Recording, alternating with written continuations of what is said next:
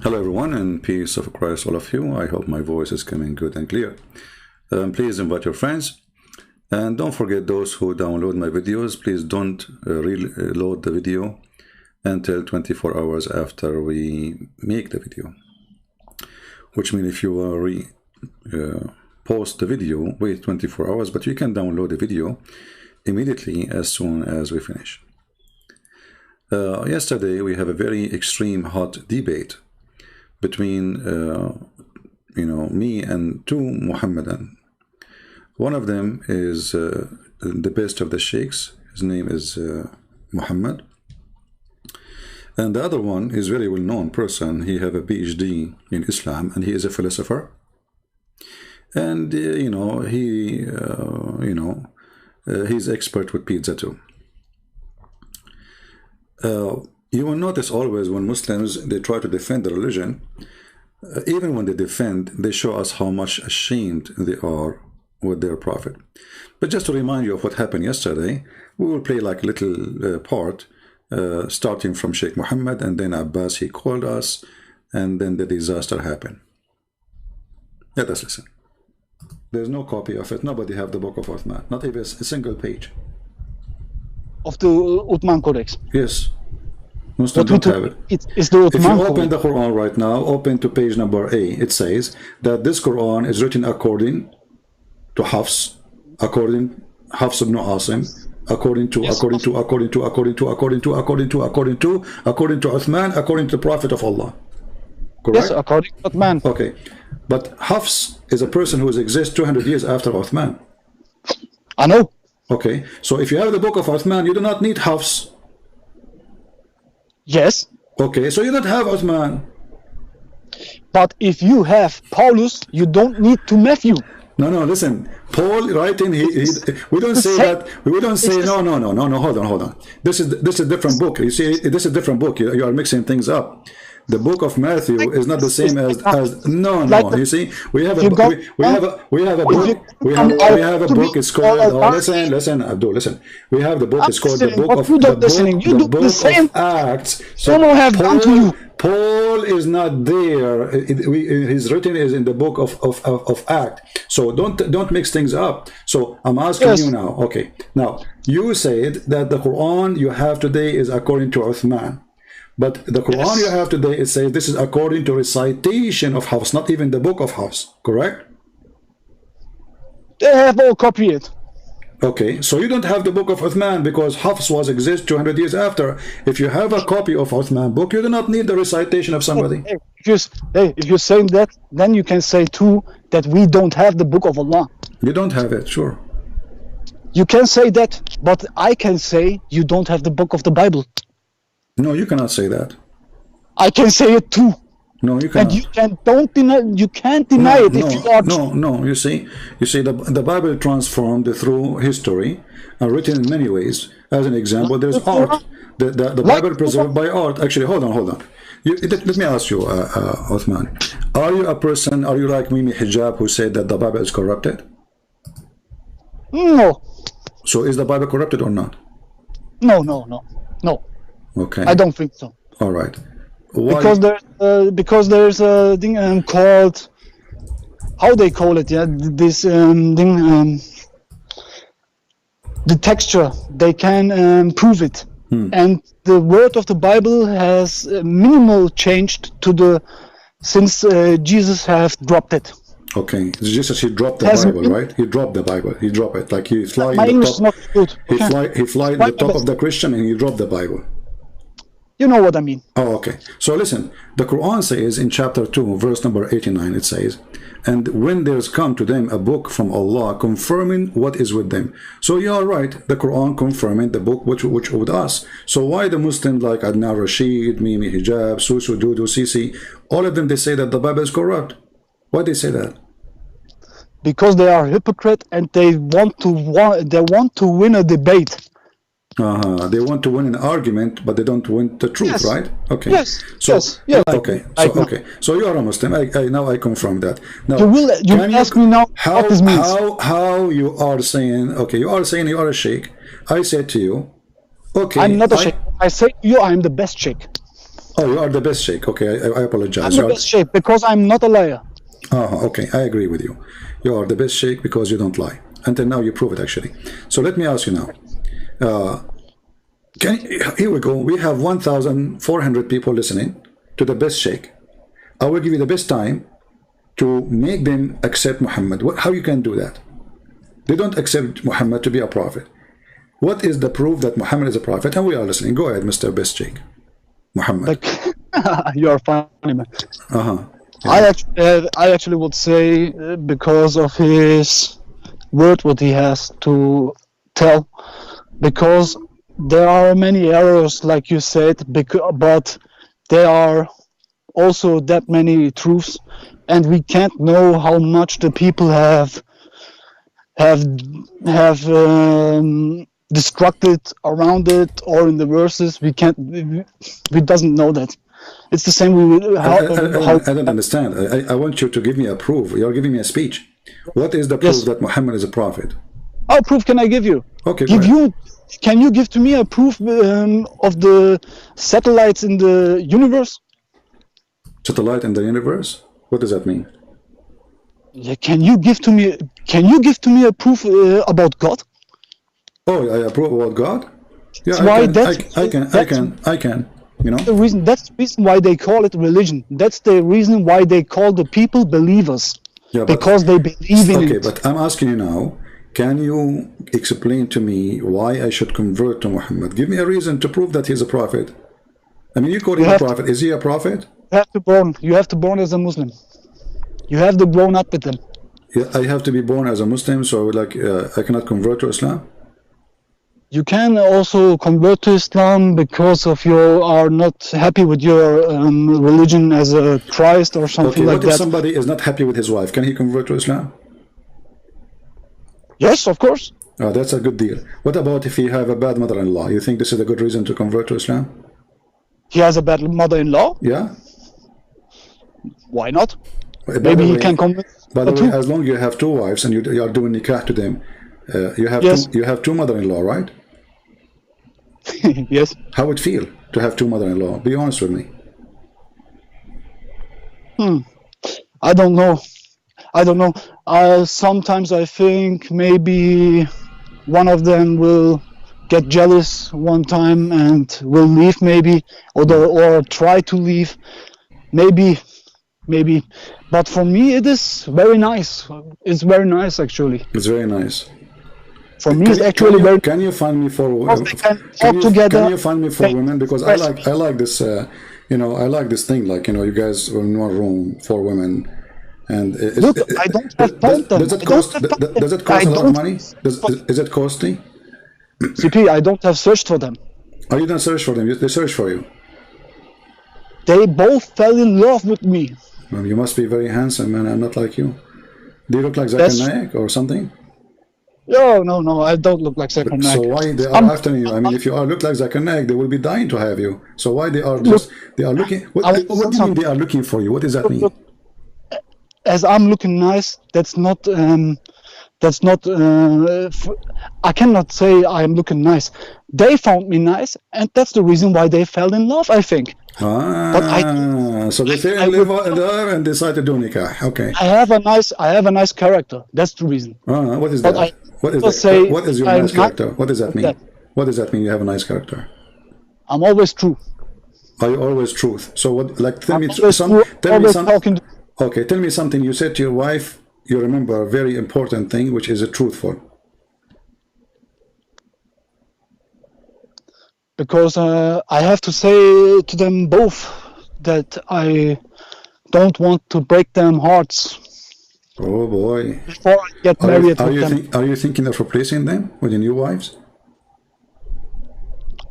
Can you repeat them, please? Are you thinking to replace them with a new team, like kick them out and get a new 2 women? No. No, from the start I have said that. I have said from the start because I was not married to them, and then I said to them both, look, I don't want to break anyone's heart here. Oh. That's now we're standing here. you both are fell in love with me. I don't know, and Muhammad. Honestly, I'm jealous from you. There's no women like me. I don't know why. The last time, I will tell you a true story. This is a true story, by the way. Last time I asked a woman to marry me, she said, like, what? There's no men left in this earth? This has never happened to you? Like, she did not say, like, there's no men left in this earth. It looked like, you know, you are lucky. They are fighting over you. So, Muhammad, let's go back to our topic. Lucky, I have double stress. Double stress. I have double stress. Why is that? Man, I have to get to two women make happy. That is double stress. Is it hard to make two women happy? Aren't you strong enough? I mean, if you physically, yeah, it is very hard for me. Oh boy, that's okay. Well, physically, okay. What do you think about the Muslims? They say that the Prophet, he used to have sex with all his wives in one night. I think that's not right, man. I don't think that's right. Look, and that's the reason why I said most of the hadiths are, I think they are wrong, because they're written, they have sex with 9 wives and take only 1 shower and go around with all of them, and plus on top he has sex slaves. Okay. I don't know how many he has, why okay, so hold on. Muhammad. That's many. So that's many. Okay, so the story says that your prophet, he go around to 9 wives, according to what you said, and he do boom boom to all of them, and then he don't even wash, correct? He don't even wash. I actually think he have diseases. Oh. He have diseases. I think that.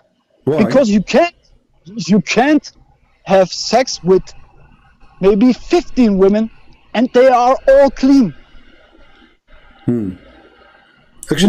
Actually, you're right. Muhammad, he have disease because he said that women, they have yellow orgasm. So the women he slept with, they have yellow orgasm, which means they are having a sick infection. Would you know what I think about that? Okay, hold on. I have a person. His name is Aga Abbas. Is it okay? Is it okay if I join a person? His name. All right. So now we were talking to Sheikh Muhammad, and he is the best Sheikh, as you can notice. But he have a double stress, and we have to agree. I mean, it's not easy. I wonder how Muhammad, he can have 13 wives. I mean, if Sheikh Muhammad, he have double stress, Muhammad, he have 13 double stress. And then we have Abbas. I don't know if Abbas is in the bushes now. He jumped for rescue. Abbas, he felt like this guy is messing things up. So Abbas, he decided to fix it. I mean, who can fix it better than other Muslims helping each other? So Abbas, he was desperate, trying to call, and he keeps saying to me in Skype, can I call? Can I call? And then this is what happened next, and this is what our topic for today. We have a person, his name is Mansour. He is a Muslim. Supposedly, he wanna call me. Mansour, I will call you. Just give us some time, please. Play in this video, and you can go and share with us. Let us listen, and Abbas, he join us. His name is Aga Abbas from London. He want to talk to you. You can do, but I want to tell you about that. I think he's thinking that the woman has yellow sperm because of, I think he get sexual with them. Yeah. And then maybe the woman has a squirt or something like that, and then he thought this is sperm. You understand what I'm trying to say? Okay. Okay, I will. But I think Aga Abbas, he want to talk. Can we invite him to join us? I think Abbas is not a straight-willing person to talk with, but you can. Why he is a, why you think he's a stupid? I think so. You think so? Oh, okay, so you don't want. Because Abbas. I think he's a hypocrite. He is a hypocrite. Why? I think so. Well, why you don't because tell him? Okay, you said you said that you are brave. Are you willing to say to him, if you join us, that you are a hypocrite? If he is hypocrite, I would say him. Okay, but you just said he is a hypocrite. If he is hypocrite, I would say him. So is he a hypocrite or not? What I know is that most of the Muslims are hypocrite. Okay, my friend, we are talking now about Abbas, not about all the Muslims. Take him here. Huh? Take him here. You want to invite him? Bring him here. Okay, let us see. Abbas, my friend, I will invite you here. Give me a second, please. Is Abbas you? Is Abbas what? Are you Abbas? Me? No, Are you Abbas? you do not know who is Abbas, my friend? You never heard of him? Abbas is a very big scholar. He's very well known, you know. Okay. Yeah, here we go. All of them guys. I'll invite him, and he will join us in the conversation. Okay. Abbas is a scholar, then he's a liar. Okay. I send him invitation, and Abbas now is live with us on air. Hey Abbas, how are you? Alhamdulillah, alhamdulillah. Alhamdulillah. How are you? So I'm fine.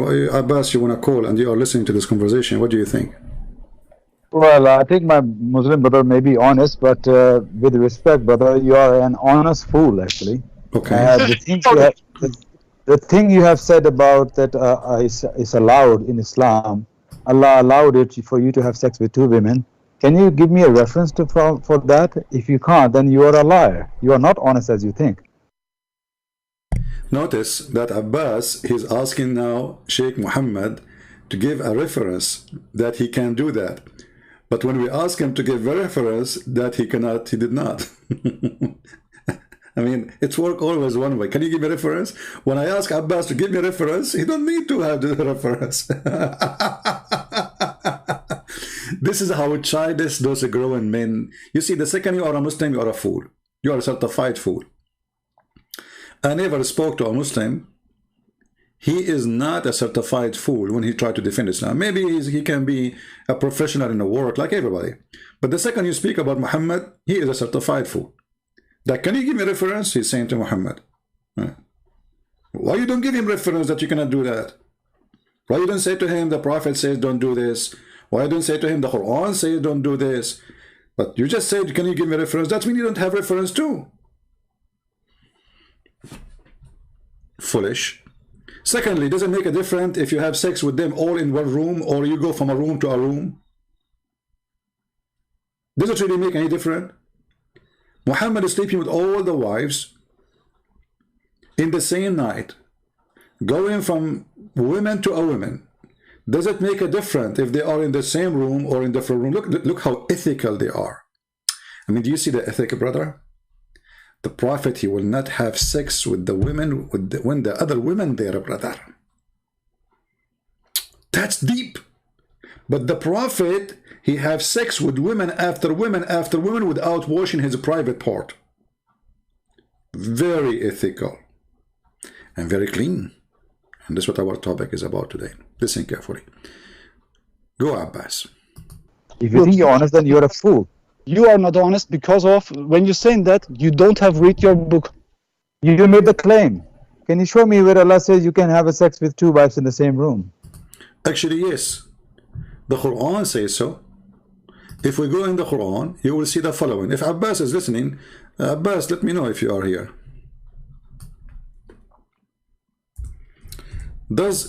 Can you show me a reference that the Quran says you can have sex with two in the same room? This is what he said. Correct? Okay. This is the Quran. Read carefully. Does the Quran say do nikah to one woman? Or the Quran say do nikah to two and the three and four? Did he say do it separately? If he did, he will not say two. Read carefully. You see, the Muslim translation says marry women. It doesn't say the word marry. This is number one. It says nikah. Okay, so do nikah of women of your choice. Two. And not or. That's a lie. It is and three. And four. So does it say in the Quran you can have sex with two women in the same time? Yes. Three women in the same time? Yes. Four women in the same time? Yes. This is the Quran. And then the Quran says, and if you cannot be fair with them, fair about what? Sex and money, supposedly. Well, then one. So the worst choice, Allah don't prefer that choice.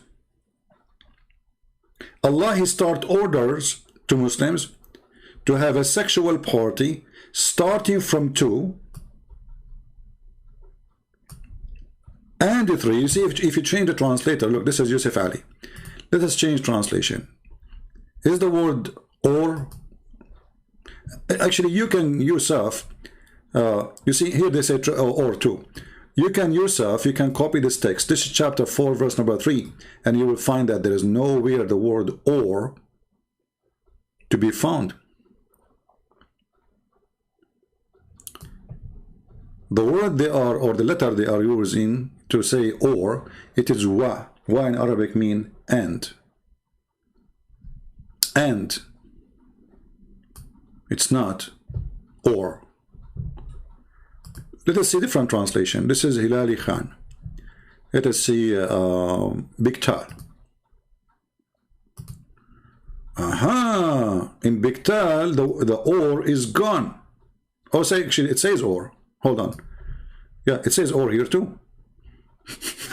I thought I saw the end here. I thought, no, it says or too. So you have to flip. This is why I'm working in a Quran translation, so we can give an honest, decent translation for the Quran, because none of them, you have to go around and like do like a, it's like searching for a needle in the sand of the desert. Here it says, huh?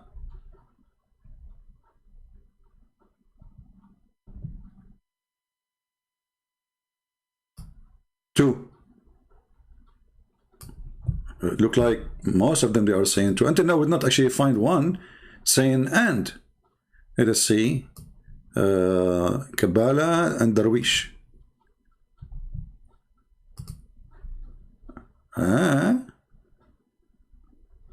2, 3, 4. The guy here, this guy, he skipped the word and, he skipped the word or.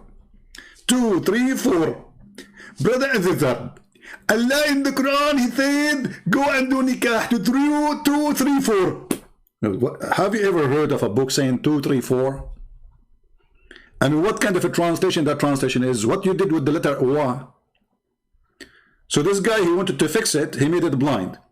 2, 3, 4, brother. Okay, this guy is a fine different translation. This one was Qibla, Karbula. His name is a Karbula. that's a good one. Kari. What Kari? Sounds like a Pakistani. Okay. This guy is saying two or. Yeah, this guy is saying or. Let us see if we can find one of them. He have decency to say and. Let us see. Wahidudin Khan. I mean, I don't know where they got those names. Okay. 2 or 3 or 4. What the heck? We cannot find one translation saying and. I mean, all of you are liars. Not one decent Muslim. He is saying the Quran as it is. Here too, it's or 3, 2 or 3 or 4. Okay, let us continue. I will try. I'm just trying. This guy, his name is what? Mabruka Kuri. I mean, I'm telling you, those names is coming from from Mars. Okay, your choice, 2 or 3 or 4. Again, I think those people, they are not translating the Quran. I think they are copying the first one who made the translation. They copy each other. Modudi, that is Dudi. Maybe Dudi he will do. Dudi is using or too. Like, what the heck? Man. Or. Until now, we failed to find one translation is not saying or. Itani. Okay, maybe 2 or 3 or 4. Like what? Shall I give up? Let us see. I don't know. Until now, we could not find anything. Arbery. 2, 3, 4. This guy, there's no and, there's no or. 2, 3, 4. Ahmad Raza Khan.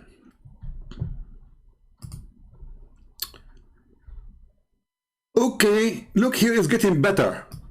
Hey guys, look at this. Look at this one. This one is what? Is Ahmad Raza Khan. Alhamdulillah.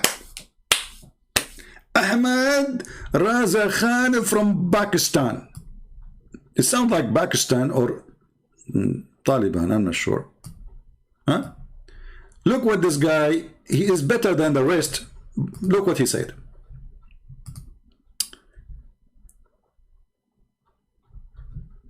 And by the way, here you see something very stupid, because he's speaking about being nice to the orphan. How you can be nice to the orphan by sleeping with them? Can you believe it? The Quran encourages Muslims to have sex with orphans. And if you cannot be good to the orphans, then go and do the following. 2 at the time. Or 3 or 4 at the time. Do you see it? So when Abbas, he said that there is no reference in the Quran you can have sex with 2 at the time, that is a lie. The Quran encouraged that. 2 at the time, 3 at the time, 4 at the time. Actually, Shabir Ali, he confirmed there's no even limited number in the Quran.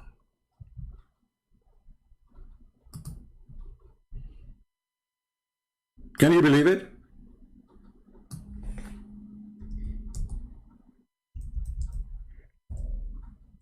Let me find you the video.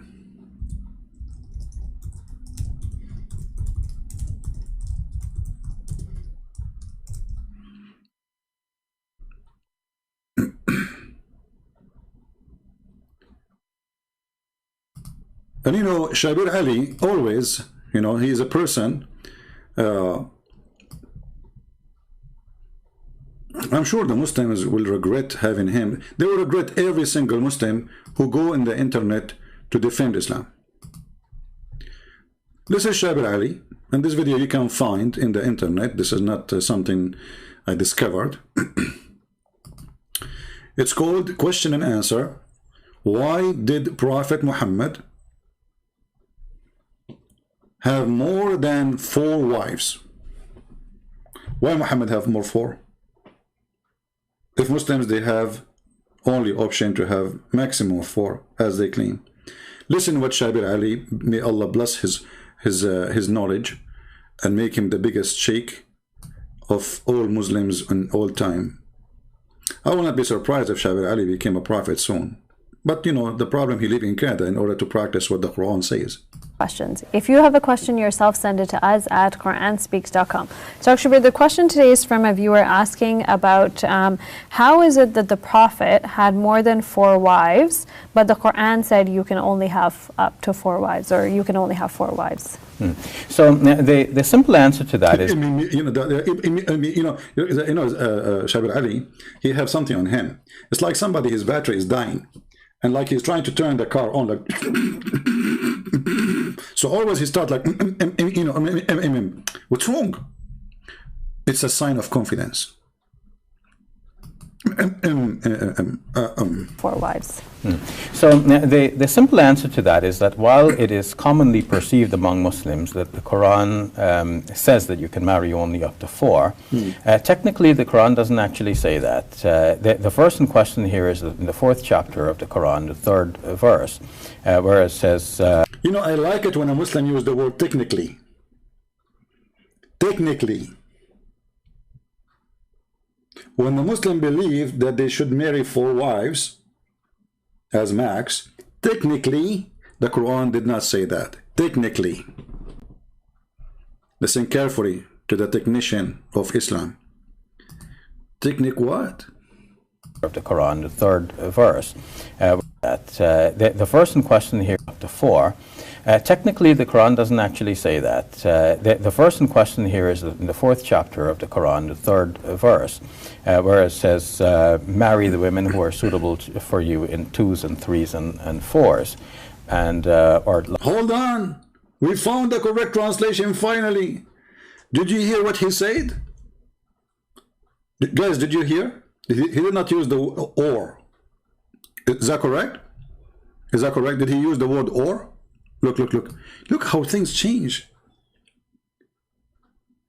Look how things change so fast. This is Shabir Ali translating the verse. We were looking all over to find somebody saying and, because this is the correct translation. We could not. All of them, they are saying or say 2 at the time. Shabir Ali, he got them busted. Listen carefully. 3s and 4s, and or like 2 at a time, 3 at a time, 4 at a time. Look, what the heck?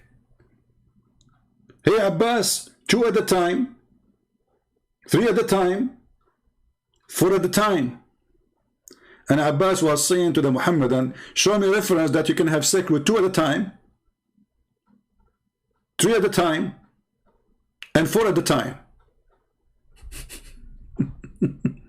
Say it again, please.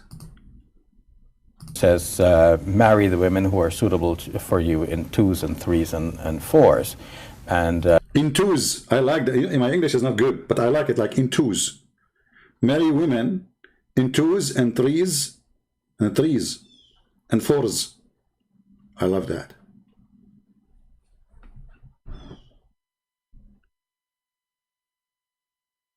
Okay, so the Quran never say you can have 4. It said Quran says 2s and 3s and 4s at the time. Whereas it says marry the women who are suitable for you in 2s and 3s and 4s, and or like 2 at a time, 3 at a time, 4 at a time. But it doesn't say that you can't marry a 5th. Not that I'm recommending marrying more than 4. I think it's reasonable that the Muslim scholars have placed that limitation and said that, you know, it doesn't seem like a man could do justice marrying more than 4. Now, so the Muslim scholar, they decide to correct the Djupet Allah. The Djupet Allah, he did not make it clear. And the Muslim scholar, they decide to fix Islam and they say it 4. But anyway, whatever Shabir Ali is saying. Hey, by the way, Shabir, I wish I can go borrow your beard for Santa Claus in the Christmas. You know, my beard is not like that. I mean, no way.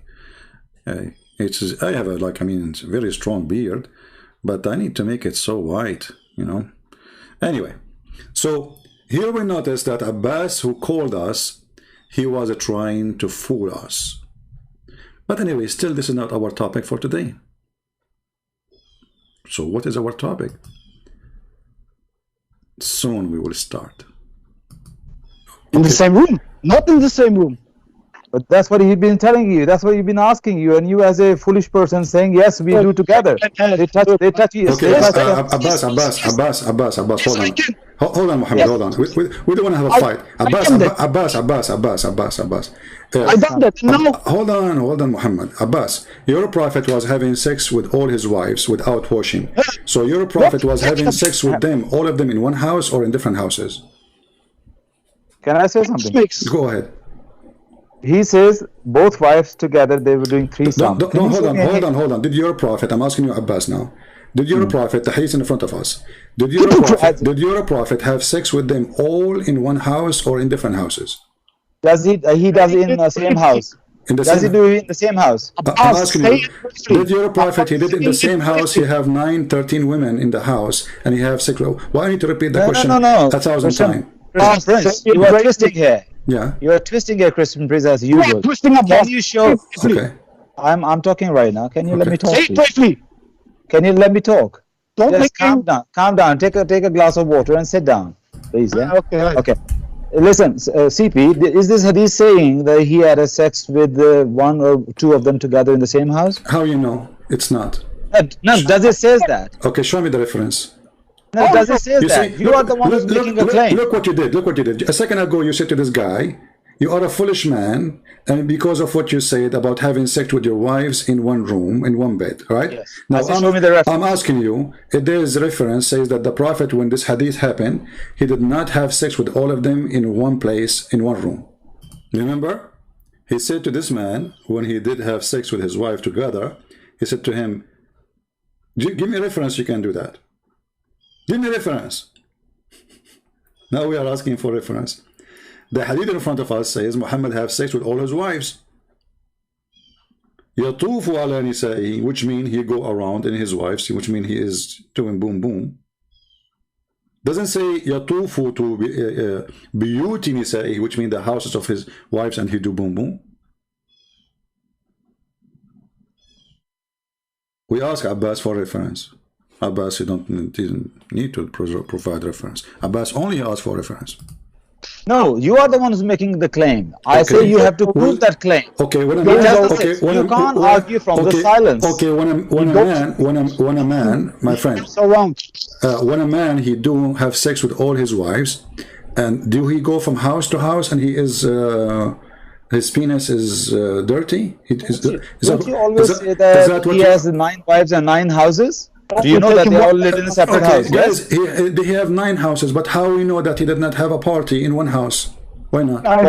You have to prove it. Okay. You are making the claim, you have to prove it. I have the proof in front of me. It says that he had sex with all of them without washing. There's no way a prophet of God, he will go around without washing himself after sex.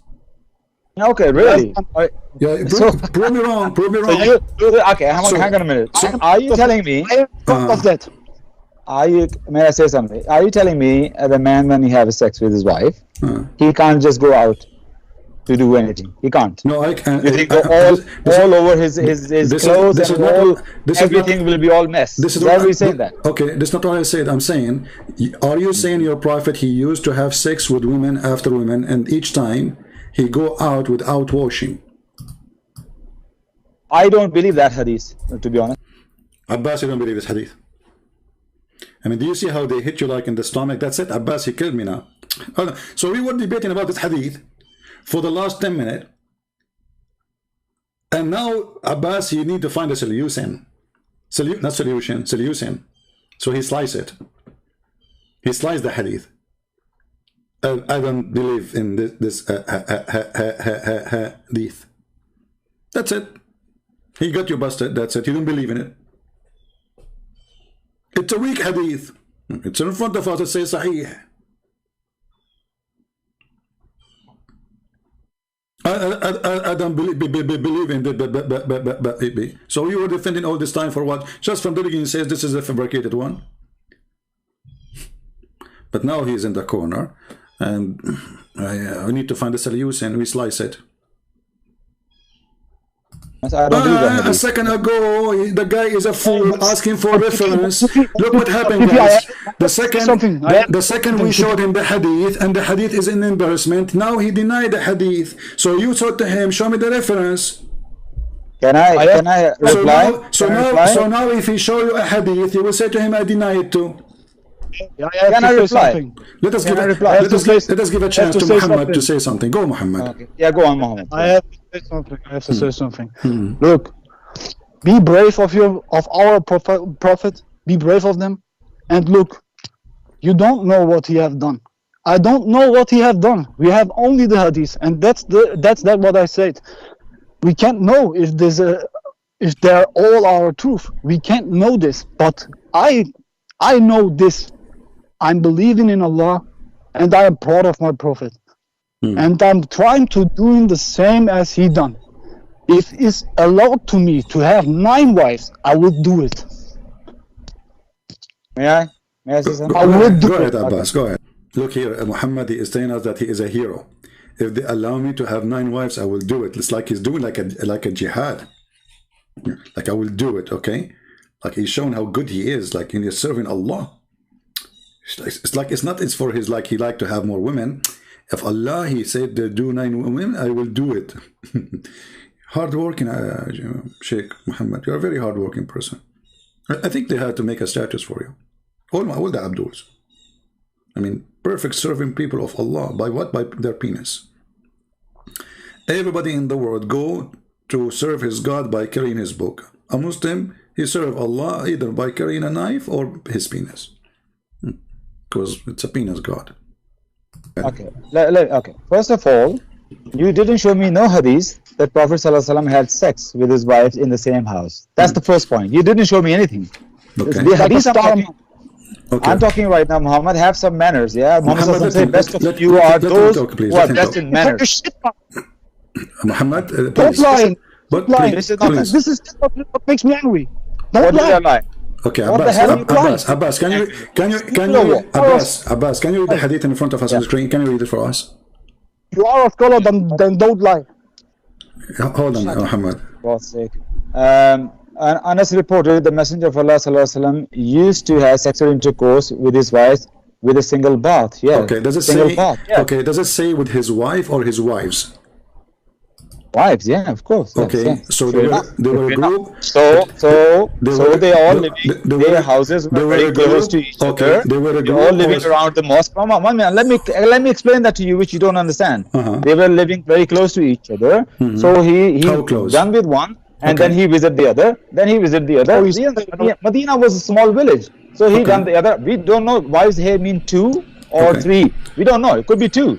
So it means he went to one wife and the other wife. That doesn't mean they're in the same room, like this idiot who calls himself Muhammad, and he's telling you. Do you agree with this hadith? Abbas, let us make an agreement. Do you agree with this hadith? Do you agree with this hadith or not? Yeah, I agree with this hadith. Of course, Sahih Muslim. Of course, I agree. Playing around. Abbas, you agree? Muhammad, hold on. Abbas, like a modelist. Abbas, do you agree with this hadith?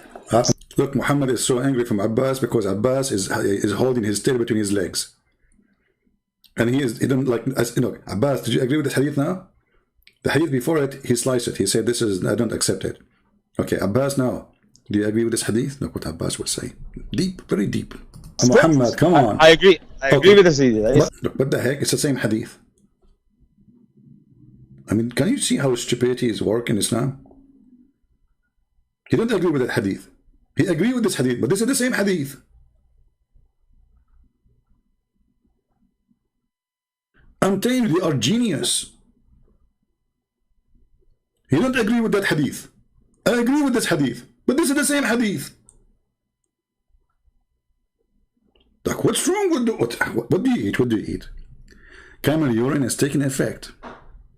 But a second ago you said I don't accept this hadith.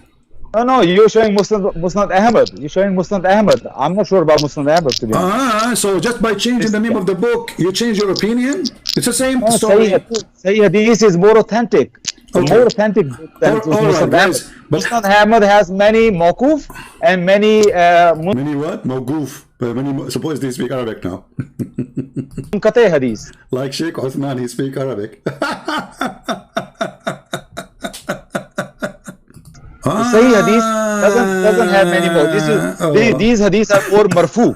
Sahih Hadith are more marfu. So I respect. So just by okay. Hadith will quote them. But if you you just don't like them, you don't quote. Muhammad, hold on.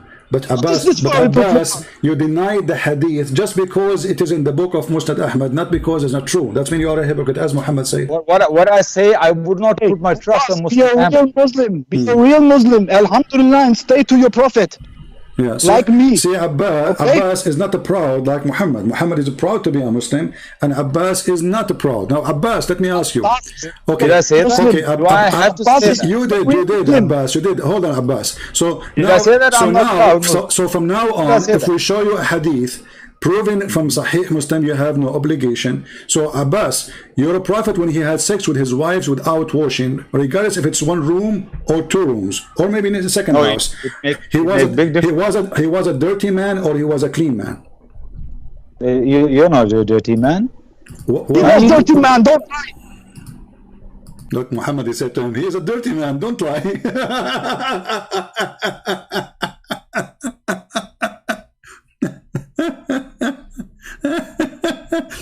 Abbas doing his best. I mean, guys, look, the guy is not dirty, man. He's not dirty. He finished with 1 woman, according to Abbas. He opened the door. He go to the second door. He jumped in the top of the second woman. He finished with the second woman. He opened the door. He go to the third door. He jumped in the third woman without washing. He opened the door. He go to the 4th door. He jumped in the 4th woman without washing. He opened the door. He go to the 5th door. He jumped in the 5th woman without washing. He opened the door. He go to the 6th door. He jumped in the 6th woman without washing. He opened the door.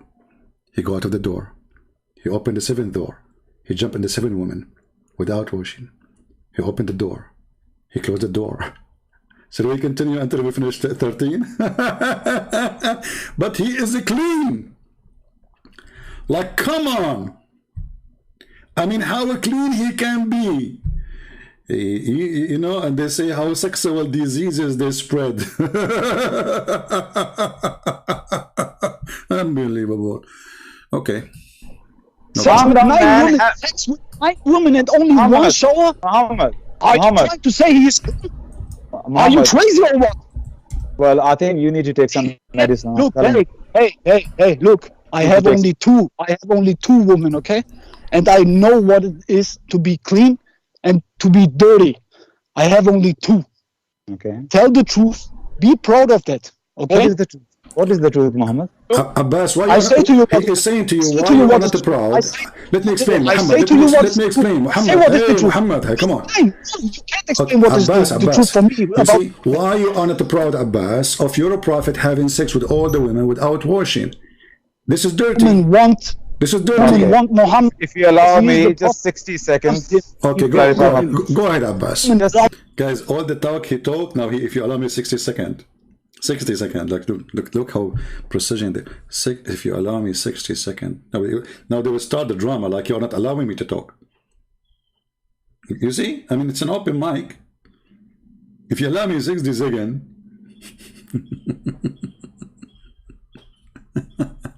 He is the one who keeps shutting up Muhammad when he tried to talk. And now, this is how they start the drama. Let me talk. You're not letting me talk. Let me talk. Christian Prince, you're running away. As usual. Let me talk. And then you will see somebody, an idiot, in the comment section. He says, let him talk, man. It's an open mic, you idiot. What, let him talk? Just 60 seconds. Alhamdulillah, the woman loves Muhammad. And they want him. What is false of that? They want him. What is false? You need to shush, brother. You need to just calm down. Look, you need to shush. He was asking.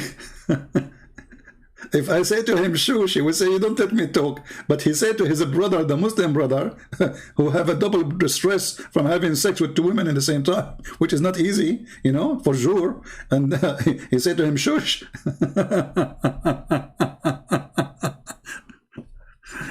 If a Christian Prince, he said to a Muslim shush, the Muslim will copy the video. You see how Christian Prince, he debate Muslims, he hang up on them and he said to them shush. Yeah, I don't say shush, I say shut up. I don't use that shush. This is like for, you know, shush. Take a glass of water. Just calm down, brother. Just calm down. Talk shit, man. Okay, fair enough. Okay, let me just... Look how Muhammad intimidated Abbas. He said to him, you are talking shit, man. Sorry for the word. You're talking shit. Abbas right away, he lowered his voice. He says, okay, man. He got intimidated. Talk not shit. I'll try my best. Okay. No. Okay. 60 seconds, please. Go ahead, Abbas. So when he says he doesn't take a bath, that means ghusl. Something called ghusl. All right. After sex, if you take ghusl, you are purified to do your salah. But that doesn't mean that if you do sex, that doesn't mean you didn't go and wash your private part. That doesn't mean that washing private part is not a bath. So for example, is crazy? Is this guy really crazy? What he's talking about? I'm just answering the way I like to answer. Answer, man. Don't shame on you. Okay. I think he's not letting me speak, CP. Abbas, be careful. This guy is a mujahid. He might jump on you. I don't know. Is he a disciple? Is he a disciple? I feel for your security now. Muhammad, take it easy, man. Take it easy in the man. Don't be angry. No, I'm a speaker's corner every Sunday. Muhammad, this guy is... Look, Abbas, now he is going to give himself a certification. I'm a speaker corner.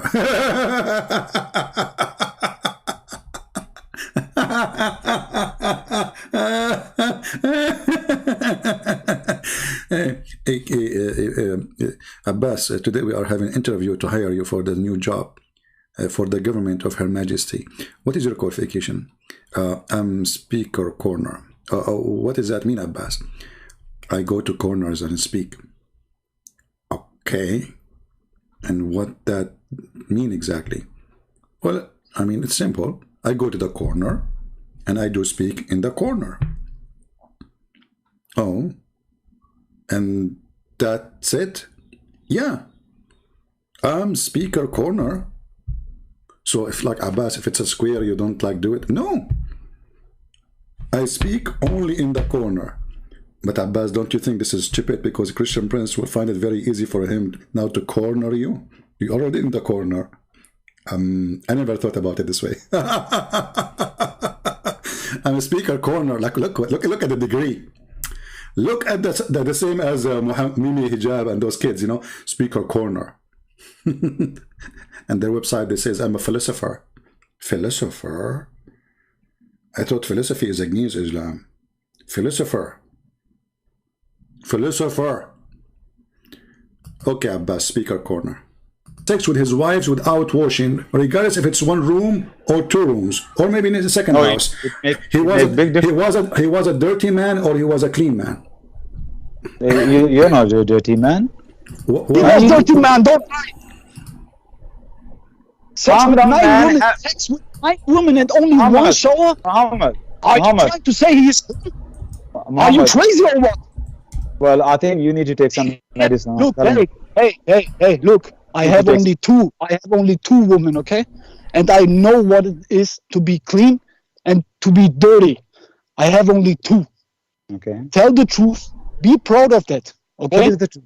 What is the truth, Muhammad? Abbas, why I say to you, he is saying to you, why you are not proud? Let me explain, Muhammad. Let me explain, Muhammad. Hey, Muhammad, hey, come on. You can't explain what is the truth for me. You see, why you are not proud, Abbas, of your prophet having sex with all the women without washing? This is dirty. This is dirty. Muhammad. If you allow me just 60 seconds. Okay, go ahead, Abbas. Just 60 seconds. Alhamdulillah, the woman loves Muhammad and they want him. What is false of them? They want him. What is false? You need to shush, brother. You need to just calm down. Take a glass of water. Just calm down, brother. Just calm down. Talk shit, man. Okay, fair enough. Okay, let me just talk, not shit. I'll try my best. Okay. Come. Now, okay, 60 seconds, please. Go ahead, Abbas. So when he says he doesn't take a bath, that means ghusl. Something called ghusl. All right. After sex, if you take ghusl, you are purified to do your salah. But that doesn't mean that if you do sex, that doesn't mean you didn't go and wash your private part. That doesn't mean that washing private part is not a bath. So for example, crazy? Is this guy really crazy? What he's talking about? I'm just answering the way I like to answer. Answer, man. Don't shame on you. Okay. I think he's not letting me speak, CP. Abbas, be careful. This guy is a mujahid. He might jump on you. I don't know. Is he a disciple? I feel for your security now. Muhammad, take it easy, man. Take it easy in the man. Don't be angry. Brother, I'm a speaker's corner every Sunday. Muhammad, this guy is saying his opinion. Let's hear what he wants to say. Guys around of me, all of my friends are proud of the Prophet. All of them like this, what he did. And all of them try to be the same, and then you come around and say no one says about that, he's clean, he don't say wash this and this, talking like a crazy man. I'm just explaining that to you. Wash here means bath here. That doesn't mean he did Abbas. That doesn't mean he was dirty. Abbas. Your prophet. Okay, Abbas. When your prophet, after finished with 9 women or 11 women having sex with them, he take a bath. Where? No, brother. Listen, CP. You didn't show me the hadith of 9 wives. He slept with 9 wives. How many women? How many? You show me. It says wives. Wives. It doesn't say some of his wives. It says nisa'ihi, which means all of them. Does it say some? All of them. It doesn't say all of them. Okay, read carefully with me. It's in front of you on the screen. Read it. Allah's messenger would go around to his women with one ghusl. So did he say to some of the women or his women? It doesn't say all the women. It says all the women. It doesn't say some. Two women, 3 women as well. Okay, you can say, then you have to say 2 women or 3 of the women or some of the women. Abbas, okay, hold on, Muhammad, hold on. Abbas. Calm down, man. Can you just shut up for God's sake? You're talking a lot of nonsense. Okay. You are destructing Islam right now. Abbas. You're a prophet. He took a shower. You said he would take a shower after finishing having sex, correct? Repeat that, please. Can you say that again? You said that your prophet, he could take shower after he finished having sex with all the women. No, I didn't say that. I say bath means ghusl, and after that you are pure to do salah. So what bath mean? Ghusl. Shower. Okay, shower, right? He shower himself. He make a difference. Where he take a shower? Where your prophet he wash himself after he finished this? The hadith doesn't say where he His take it. No, the hadith says, here we go. It says he go and jump in water, have dead dogs and women in blood from period.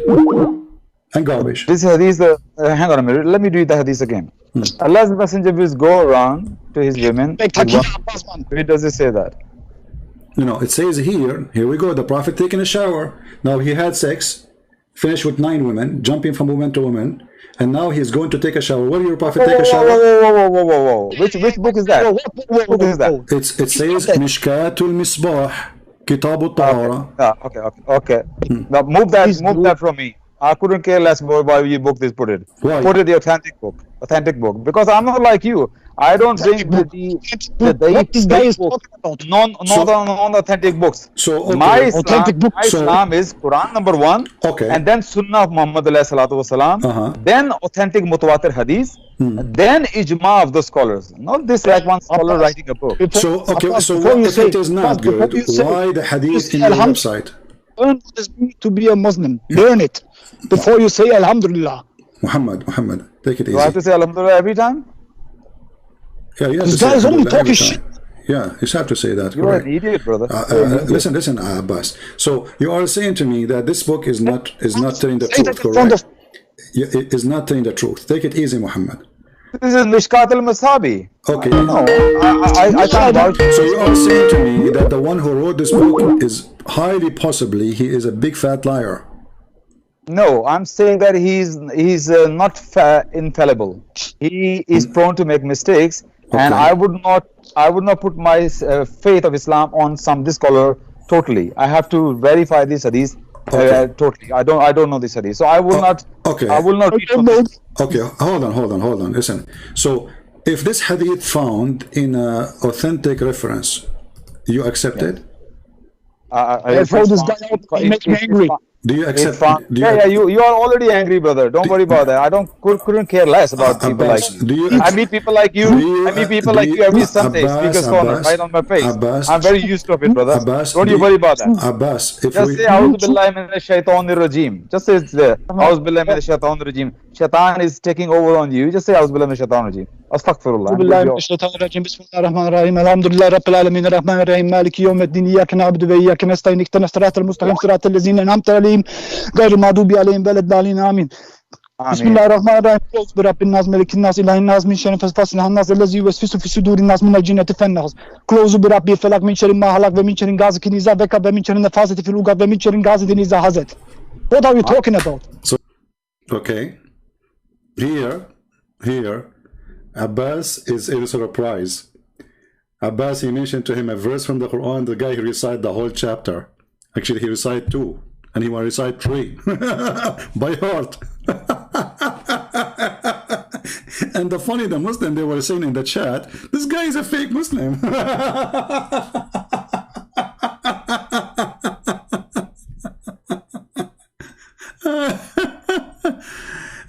For those who they are calling me, first of all, in order to call me, you have to be a Muslim.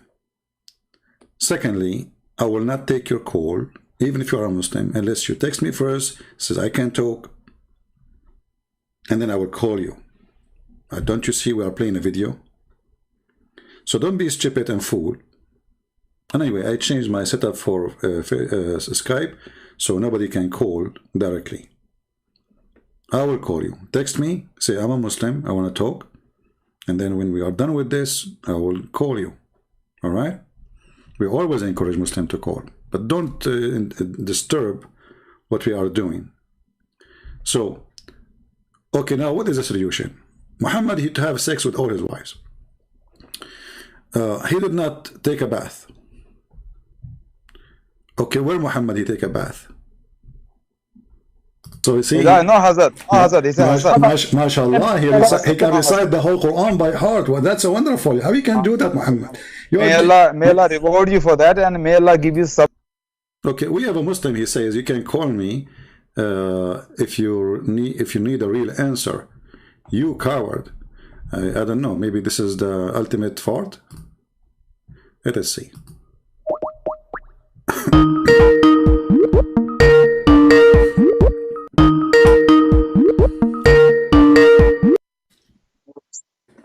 Hello?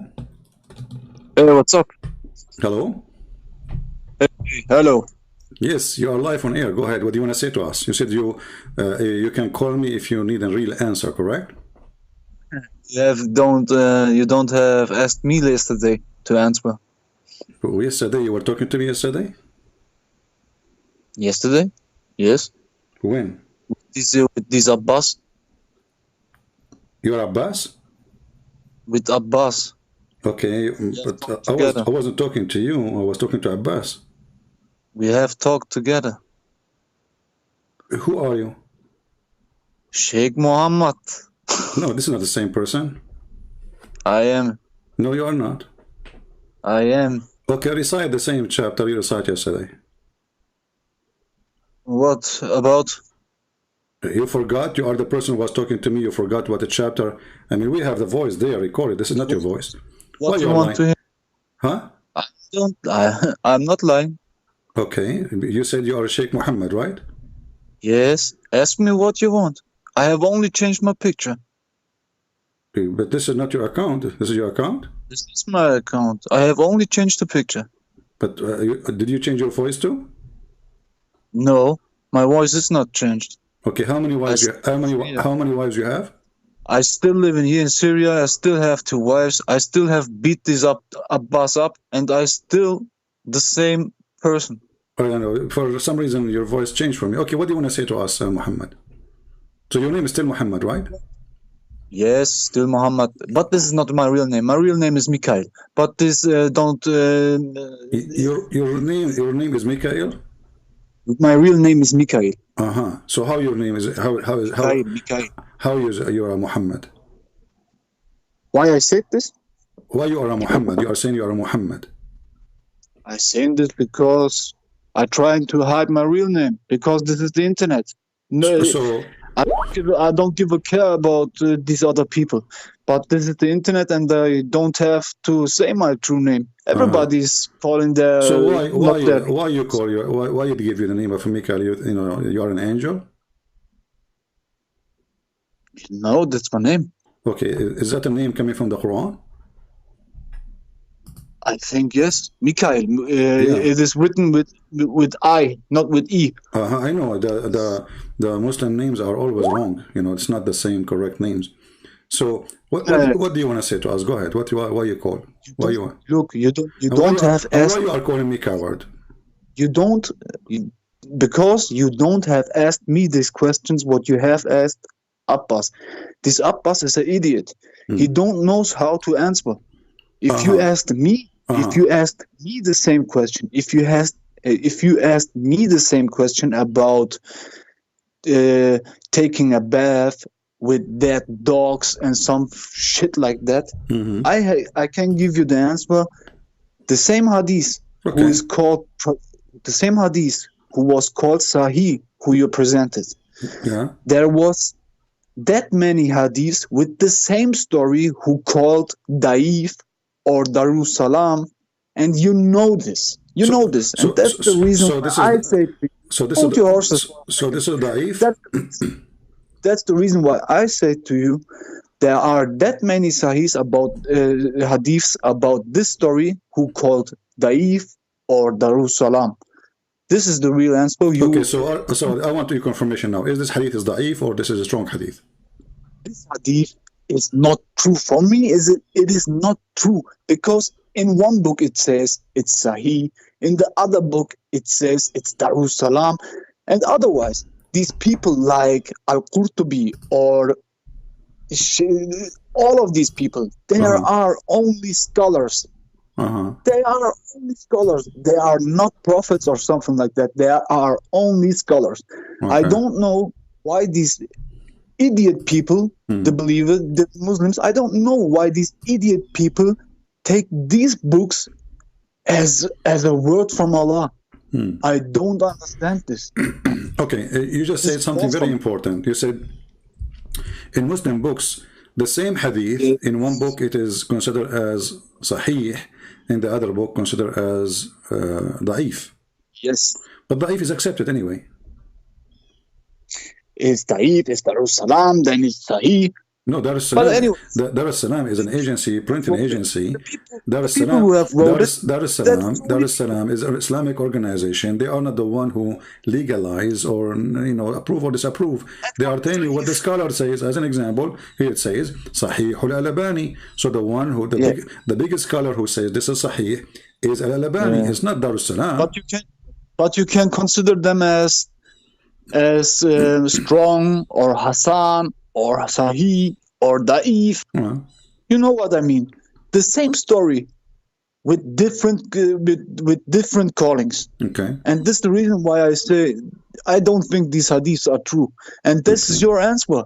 And Abbas is an idiot. He don't know to answer. And look. Okay, can you show me? Can you show me this hadith, Muhammad? You told me yesterday. Before 4 days, you have done something real cowardly. Okay,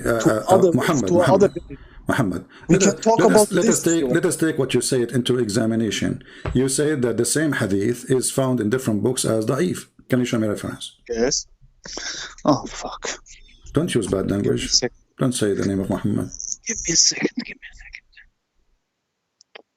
I have to go. Because in the front of me, all of them, they are saying Sahih. I don't see the Da'if. Where is the Da'if? Look. Either Hassan, good, Sahih. There's no Da'if. I will show it to you. Today I can teach you a little bit. Okay, teach me, good. If Abbas is listening and he like to join us, Abbas is a real idiot. Oh, come on, don't say that. Abbas is actually I heard that they offer him a job in the University of Saudi Arabia to be a professor there. He will be the dean of the Saudi dean Arabia to drive a pizza. What's wrong with pizza? I mean, he do it just for fun because he like pizza. All the people who call themselves are scholars or known, they are all hypocrites. They are. By the way, why your name is not Jibreel? Why Jibreel? You like Jibreel, huh? Yeah, I mean Jibreel. This is the guy.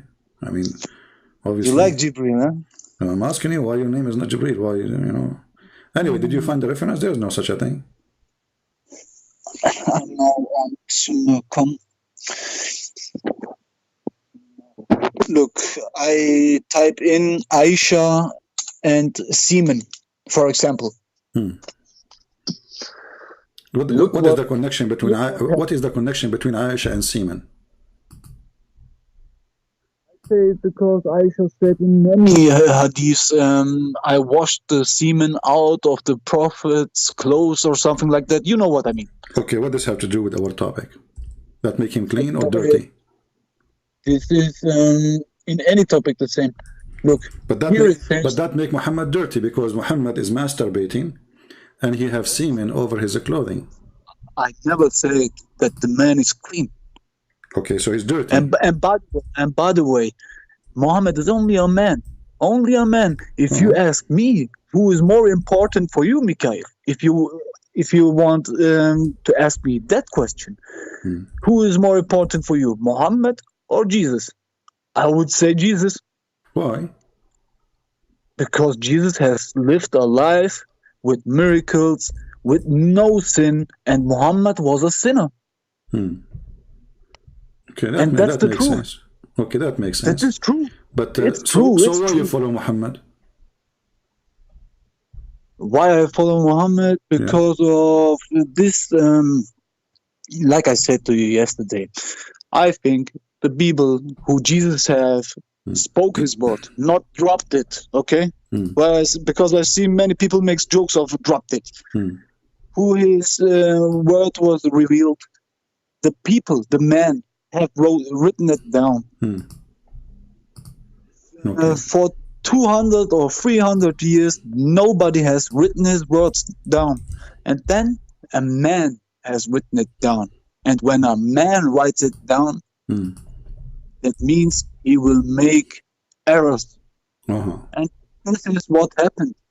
They make errors. And yesterday you have told to me that the Bible is perfect. And that's not true too. And you know this. And a man has written it, and a man can make errors. Okay, hold on. You see, when we say error, we can talk about error of, let's say, you know, like I write, because it's handwriting, and then somebody, he tried to figure out my handwriting, so he might read not really what I speak, as like, you know, in Hebrew and Arabic, we have like a dot, we have a kasra, we have fatha, so little mistake can change the meaning. So I agree with you that there is a possible that somebody can read my writing and he makes something out of it, something different from what I just said. But that will not make the error in the Bible. That will make an error in the man who is reading after the one who wrote it. But here in the Quran and the Hadith, listen, we are not discussing an error of grammar. I will take a big error for you, okay? I will take a big error of the Quran for you. No, we don't change topic. We don't want to change. Don't change the topic. I took a better topic for you. Okay, listen. Abbas yesterday he was talking about, because our topic today is Muhammad taking shower with dead dogs, and you said you don't agree with this hadith. I don't agree because I don't think that a man is that much an idiot and walks into a how come Abbas agree with it? He said this hadith is correct. Abbas has forgotten to think. Abbas doesn't have a brain. Abbas, he said that his prophet, he did wudu in that water, but he did not take a bath. Do you remember? Abbas agrees with this hadith, and then Abbas is ashamed of his prophet. Abbas doesn't know how it works. Actually, I think this guy has no brain. But you are the one who is doing that, not him actually now, because you deny the hadith. Because you're ashamed. I deny it, yes. Okay, because you're ashamed. You have a proof. It's not correct. I'm not ashamed. I'm not ashamed. Okay, then how you say? But I think this guy is not an idiot. So how you say it is not true when the reference in front of us? Who has written this reference? All the reference is written by the same people. Who? From who? Al-Qurtubi? No, Sahih al-Bukhari. In which year? Al-Bukhari. Sahih al-Bukhari. In which year this guy has lived? Doesn't matter. You Muslims accept it. So now it's up to you. So now you pick up your cherry. You are the same as Abbas. See, you were saying to Abbas. You were saying to Abbas that he is a coward. You know. He's a coward. Okay, but you are being a coward now. No, I'm not a coward because of. Aren't you a Muslim Sunni? Are you a Shia? Are you a Shia? I am that was the Quran asks me. Are you a Sunni or a Shia? Are you a Sunni? This is a man. This is man-made. What man-made? This is man-made. This Sunnah and Shia. This is man-made dividing. Okay, but okay, hold on. But isn't it your prophet? He said. Like the evangelists and the catalysts. Okay. Yes, this is the same. Yeah, but no, in Islam it says that Allah is the one who. Now you are quiet. Okay, isn't it Allah who said that He is the one who don't want you to be one nation, which means one religion? The Ummah. Okay, I'm asking you, isn't it the Quran is the one saying that Allah is the one who He decide to divide the people? Who divide the people? Yeah. From who? Okay. From where? All right. What do you mean from where? Allah is the God who divide who? Him. Where? Divide the Muslims. Allah is the God who divide the Muslims. Yeah. Did He divide the Muslims or not? I don't think that Allah made this. I think the man made this. So are you saying that you Muslims don't believe in destiny, that everything is written by Allah? Actually, I can't. No, I can't. What is that? I don't believe that Allah is saying such things. So what if we show you what you would do? Are you willing to read Are you real? Because yeah, I'm real.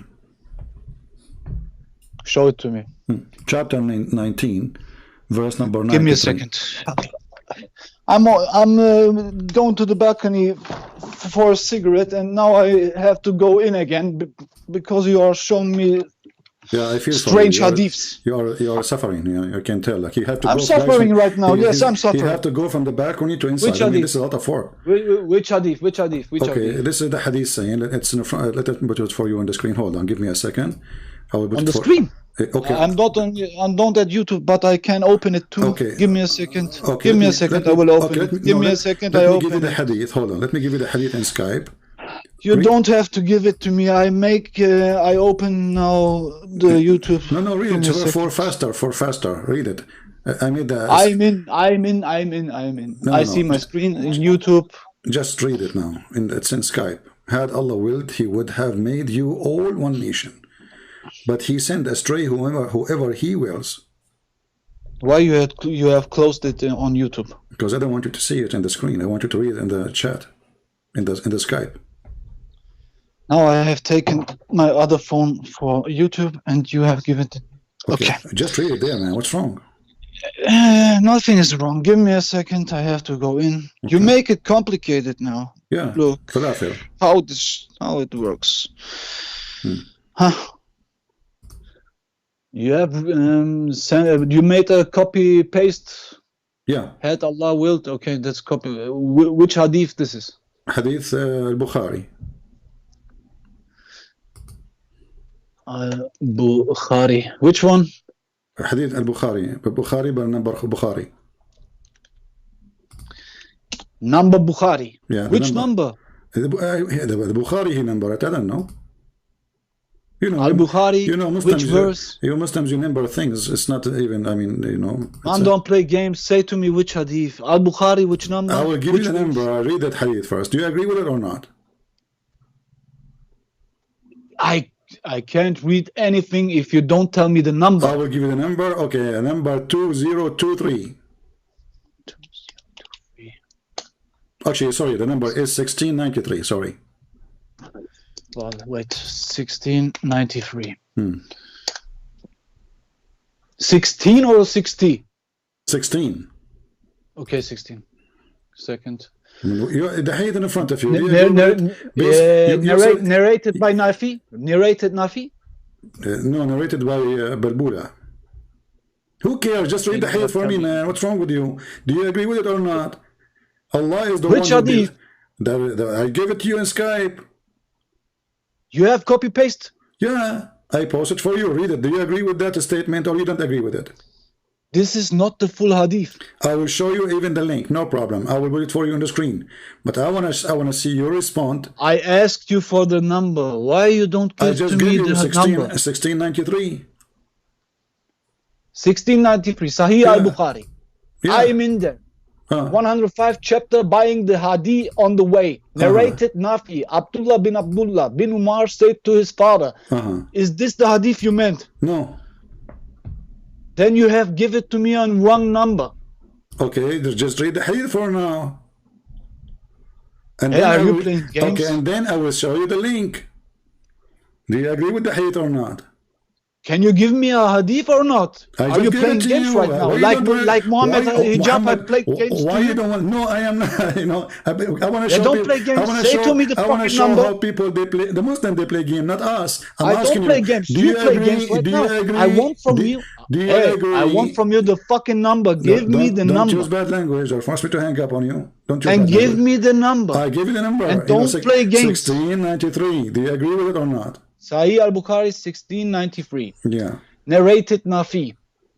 Abdullah bin Umar said to his father, stay here, for I am afraid that affliction between Ibn Zubayr and Al-Hajjaj might prevent you from reaching the Kaaba. Is this the right one? No. Then you have give to me a wrong number. Okay, then read for me the text and I will show you the correct number. Which text? Who have you sent to me in Skype? Yes. Read it and tell me, do you agree with it? Yes, it is. Do you agree with such a thing? Does it make sense for you? But this is not the full hadith. No problem. No, this is the whole hadith. I don't see any context. No, this is the whole hadith. This is the whole hadith? Yeah. Swear to Allah. I don't believe in Allah. Then swear to Jesus. I don't swear by Jesus because it's forbidden in the Bible. Now you are playing games. Okay, are you going to answer? Do you agree? Do you agree with it or not? Swear to me, this is the whole Do hadith. you agree? And then I read it and I say this is the whole text in front of me. Okay, hadi come. Had Allah willed, He willed. Had Allah willed, He willed. Give me a second. I have to copy and translate it.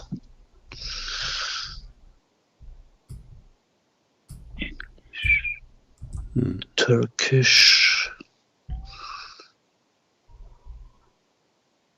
Okay.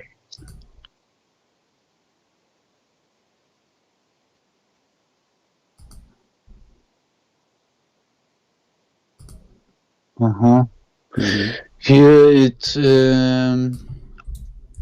I am recited from my own words. Okay.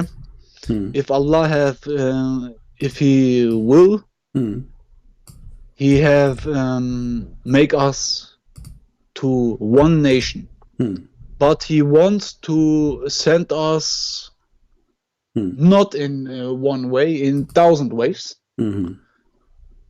If He want, He will lead, and when He wants, He will ask us about that what we have done. What are you talking about? Actually, I don't. This don't sounds very crazy for me. Does it sound very crazy or not very crazy?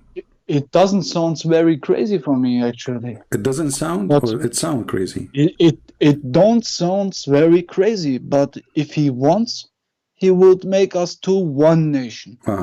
But we can't be one nation because the Christians have lived 500 years before. What does that have to do? Listen. It says here. Because of that, we cannot be one nation. Because of that, we cannot be one nation. Focus in the text. Are you agree or not? Had Allah willed, would He have made you all one nation? I said to you, it is Allah who divide us. You said to me, this is the man division. Correct? When I said to you, you are Sunni or Shia, you said this is the man division. This hadith here.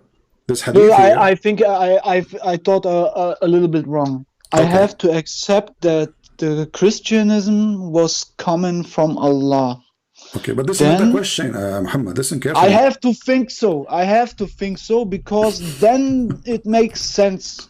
Why he divided us. Muhammad, then listen. It makes sense. Okay, Muhammad, listen. Is it Allah who divide and make sect and religions, or the man? He divides actually everything. Okay, so Allah is the one who divided us. In religion, in mankind. Okay, actually, so yes. So why you said to me a second ago it is man who made the Shia and Sunni? It's man-made. Okay, but this hadith in front of you says, had Allah willed, He would have made you one nation, but He sent astray. This is the translation, by the way. In Arabic it says, Arabic it says, that's the Allah, He mislead. That's the reason why I want to see the whole hadith. This is the whole. I want to know This is the whole hadith. I'm not cutting a word. I'm not. Who has said this? Who has said this? The one who said that, Prophet Muhammad. Show it to me. I just gave you the hadith. Do you have given me a wrong number? Okay. That's what you do. No, it's not a wrong number. Then give me the right number. Okay, here we go. I have said to you 1,000 times, you have given to me the wrong number. No, I did not give you the wrong number. I'm giving you the correct number, but you are going Al-Bukhari, which number? Al-Bukhari. You are going in denial. Here we go. This is Al-Bukhari, which number? This is not Al-Bukhari now. This is Al-Qur'an. The same one, the same hadith. Al-Bukhari. Are you going to play the game now the same? This is Qur'an. You are playing games. Say me the number. Okay, Qur'an 1693. Why you jump into another verse now? I'm not.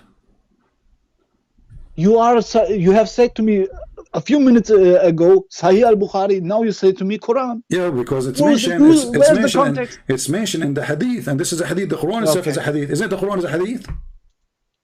Which verse? Quran? Chapter 16, verse number 93.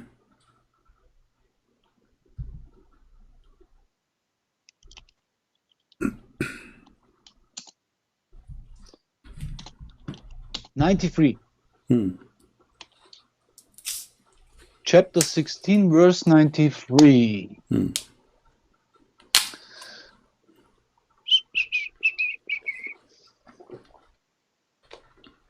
Muhammad is happy, he's whistling. Your God is the devil, he is the one who divides us, it's not Shaitan. Let me read. And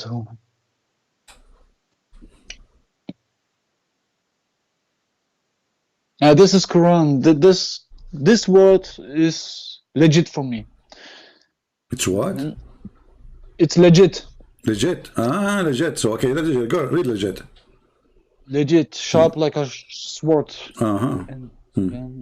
A second ago you were screaming, you want reference, you don't agree unless I show you the screaming. The second, you know, it says you have Quran, mentioned this, Sahih al-Bukhari. You have mentioned this. So why you Muslim call it Sahih al-Bukhari if it's not Sahih?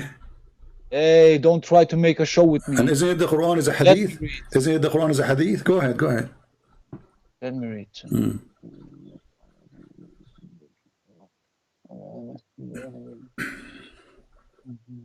It's the same with Sahih al-Bukhari actually.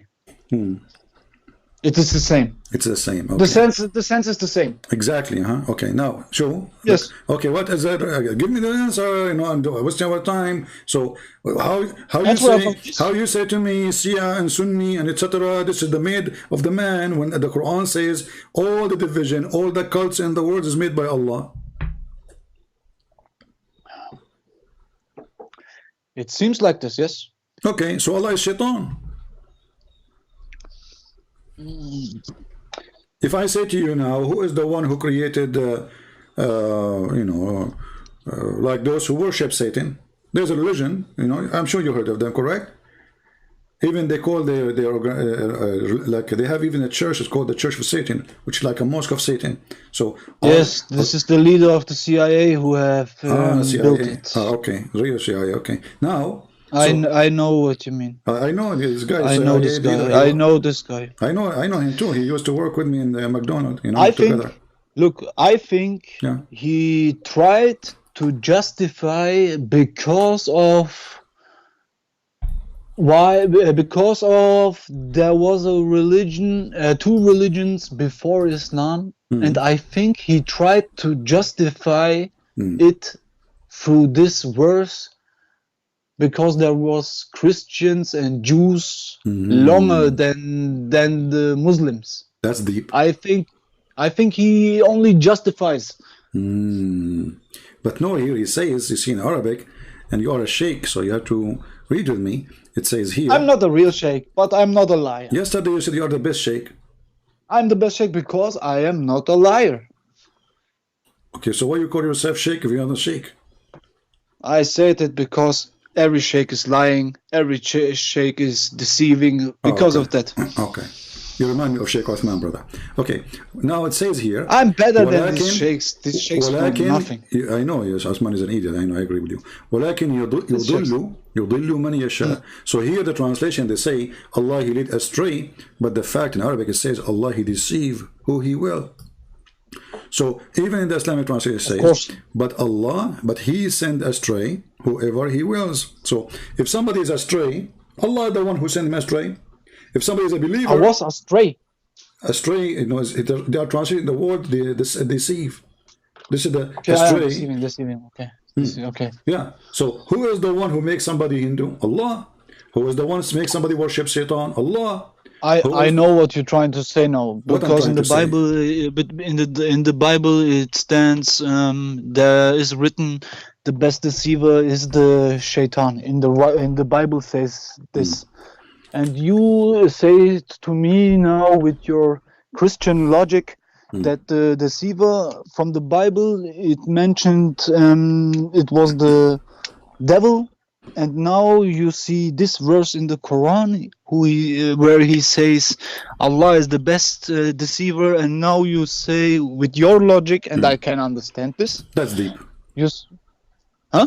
That's very deep. No, you see, this is not my logic. I can understand your logic. This is not my logic. The Quran says I know. That Shaitan, I know it says that. Hold on. No, you do not know what Quran said. You know, the Quran said that... I have read it. Okay, hold on. What's wrong with you? All right. Nothing. Okay. So who is the one who is going to deceive? The verse we showed you, it says Allah. In this verse actually says this, yes. Okay. But I don't think he meant it bad or something like that. What do you mean, Matt? You know, somebody he mislead you. Is that there's a good misleading? I don't think he says that because of bad intentions. So what? Like, you know, this is good intention to mislead you? For a good reason? Maybe yes. Okay, let me ask you. Who is the one who made shaitan? Who mislead the shaitan? Who deceived the shaitan? Who mislead the shaitan? Yeah. Allah, if he wants. Thank you. Allah, he sent the shaitan, he made him shaitan. So even shaitan, he's a good person in Islam. Chapter 7, verse number 16 says, he said, according to this, the Muslim, they say the shaitan talking, not Allah. For me, somehow I think it's Allah talking because it sounds the same person. Wait, hold on. Which verse? Chapter 7, verse number 16. Shaitan, he said to Allah, supposedly. 17.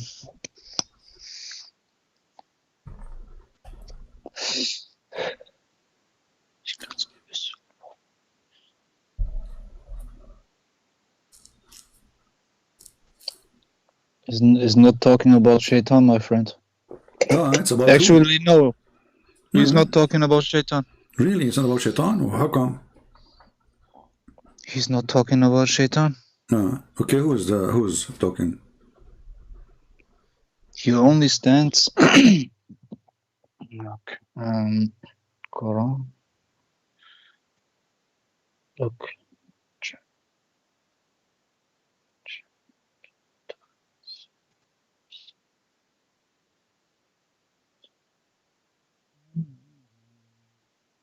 What is like whis? Talk to me. Stop whistling. According to the Quran, the one who do whis is shaitan. You know that? The Quran says that the one who do whis is shaitan. You whis, you know? You remember the verse? You whis, you know? Whis in your ears. Yeah. So don't whis. Otherwise, that will make you shaitan too. I'm not shaitan, man. You never know. Did you make an X-ray or something? You never know. What? You never know. I mean, look, Allah, you know, according to Islam, Allah, I just showed you last time, Allah, he created shaitan, and the shaitan, he have children according to the Quran. Then the Muslim try to find a solution, how shaitan have children. They say that shaitan, he have a penis in the right thigh and the vagina in the left thigh, and he do nikah to this by that, so he have himself. And then he have babies. But so jinns and stuff like that can make a woman pregnant. That's true. True. Yeah. I saw actually, you know what? I saw a woman, she delivered a child. He looked like a snake. Like Sheikh Uthman. You think he's a son of a genie? Like genie, because the Prophet said, if you don't say A'udhu Billahi, etc. prayer before intercourse, shaitan, he'll wrap himself around your penis. Is that true? What? You do not know that too? What? Okay, let's focus here. Repeat that. Repeat that. No, I want to know this. This is very crazy. Okay, what? We will finish this and we will go to that one. Okay. Okay. So if you open tafsir of this verse, you will find right away this is about shaitan. Shaitan, he mislead Adam and Eve. Okay, give me a second. Tafsir verse number 11. If you read verse number 11, if you read verse number 11, it says Iblis. Tafsir verse 11. Tafsir verse 11 chapter? Chapter 7. Chapter 7. Ibn Kafir. Verse number 16. Yes. Verse number 16. Okay. Is it about shaitan? 11 or 16? Chapter 7, verse number 16. Yeah, 1 minute ago you have said to me 11, but give me a second, I will go to 11. 7, 16. Okay. 16.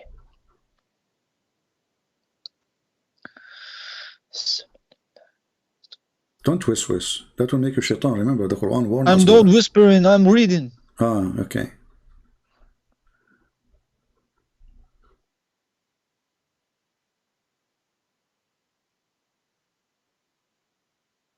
Here I'm right. Allah said, "Oh Iblis, get down from this paradise. It is not." Iblis said, "Allow me respite till the day are raised up." The day of... You are of those who respect Allah ordered Iblis, get down from this because you defied my command. Disobeyed me. Get out. It is not for you to be arrogant here in paradise. According to the scholars of Tafsir, I hate the scholars. It could also refer to particular status which he held in the utmost eyes. Allah said to Iblis, get out, for you are of those humiliated and disgraced as just recompense for his ill intentions, by giving him the opposite of what he intended, arrogance. This is when the cursed one remembered and asked for respite until the day of judgment. Then allow me respite. Are you going to read the whole book? No, I'm reading till you just stay. give me the conclusion. No, I'm not even hearing you to tell you stop. Tell me the conclusion. Is that shaitan or not? It says Allah has ordered Shaitan to, because he don't obey him anymore, and Allah said to him, this is not the place to be arrogant, get out of here. He means from the heaven, get out of here. Yes, because he's arrogant and he disobeyed him. So the one is talking there is Shaitan, correct? It's Allah. So Allah is a Shaitan? Allah is talking to Shaitan.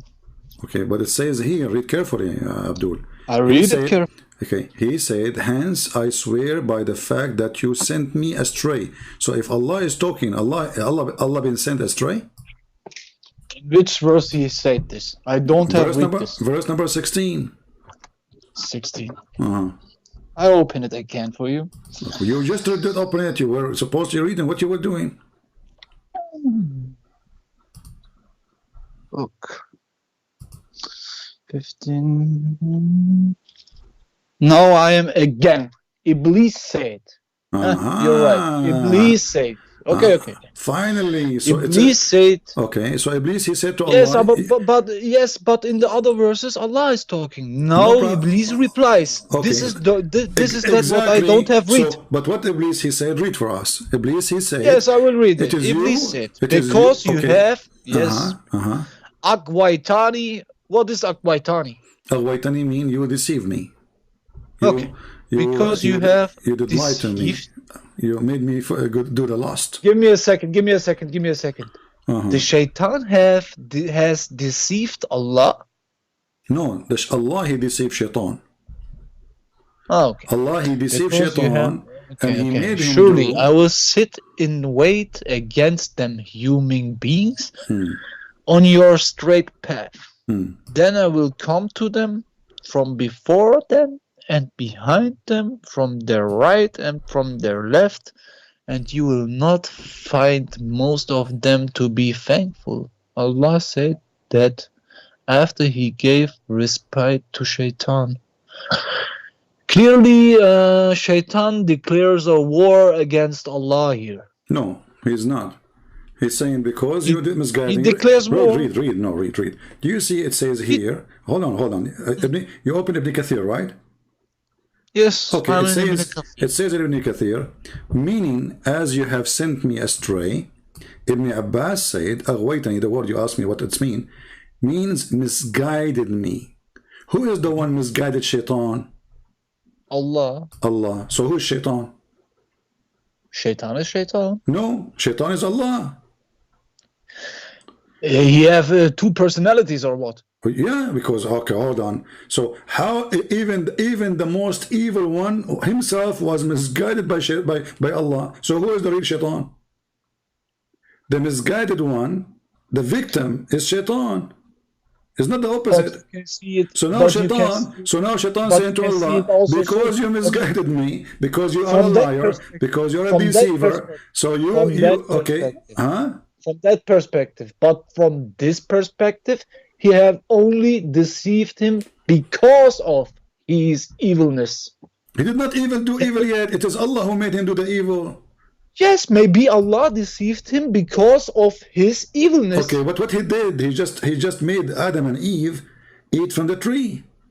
Yeah, he was jealous. Okay, hold on, what jealous? Hold on. Who is the one who made Shaitan do this? The verse is clear. It's Allah. This is the first sin Shaitan he did. There's no other sin.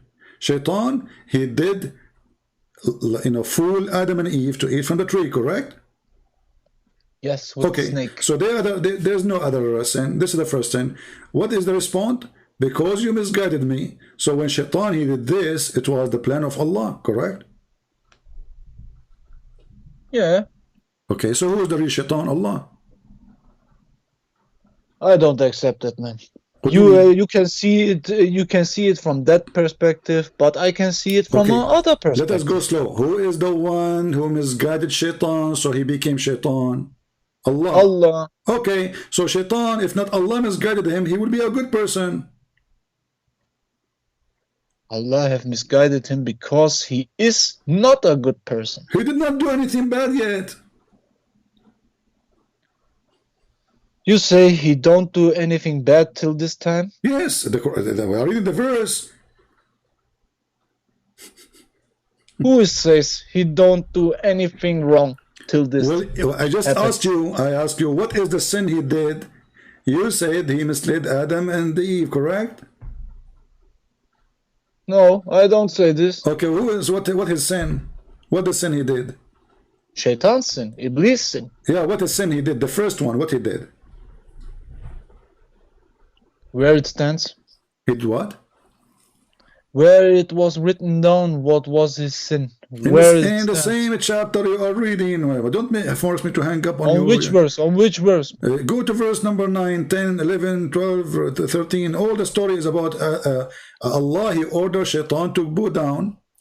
But the Quran is so stupid because Allah, he said to the angels to bow down. And Shaitan, isn't that an angel? He was an angel, yes. No, he's not. He's from the jinn. He's a genie. Shaitan is a genie? Oh, you do not know. And you are the best sheikh. Shaitan is an angel? I think so. No, this is in Christianity. Eh? Hey. Oh, please get down from this paradise. It is not. Okay, Muhammad, I will give you some time to go study it. There's a guy, his name is Mansour. Mansour, text me and I will call you. So we will take Mansour, give you some time to read it. As you see, Shaitan is Allah and Allah is Shaitan. Thank you, Muhammad. I have to read it. I have to read it. Yeah, read it. Yeah, take care. Oh, okay. Yeah, he's the best sheikh. Where is the guy, Mansour? Hey, Mansour. The one who was going crazy to call me. Send me a text message, please. So I will call you. As you see, Shaitan is Allah, Allah is Shaitan, there's no different. Who is the one who spread hate? Chapter 5, verse 14, Allah.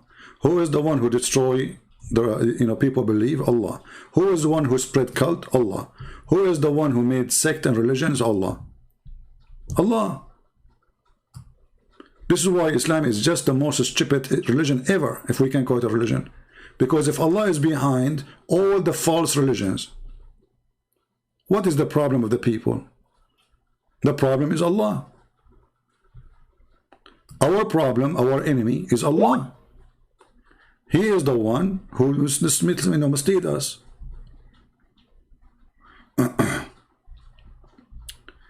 Fatima, we heard you many times. You said nothing. We want Mansour. Where is Mansour?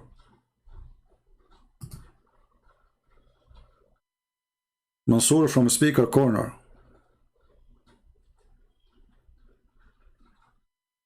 What happened to him?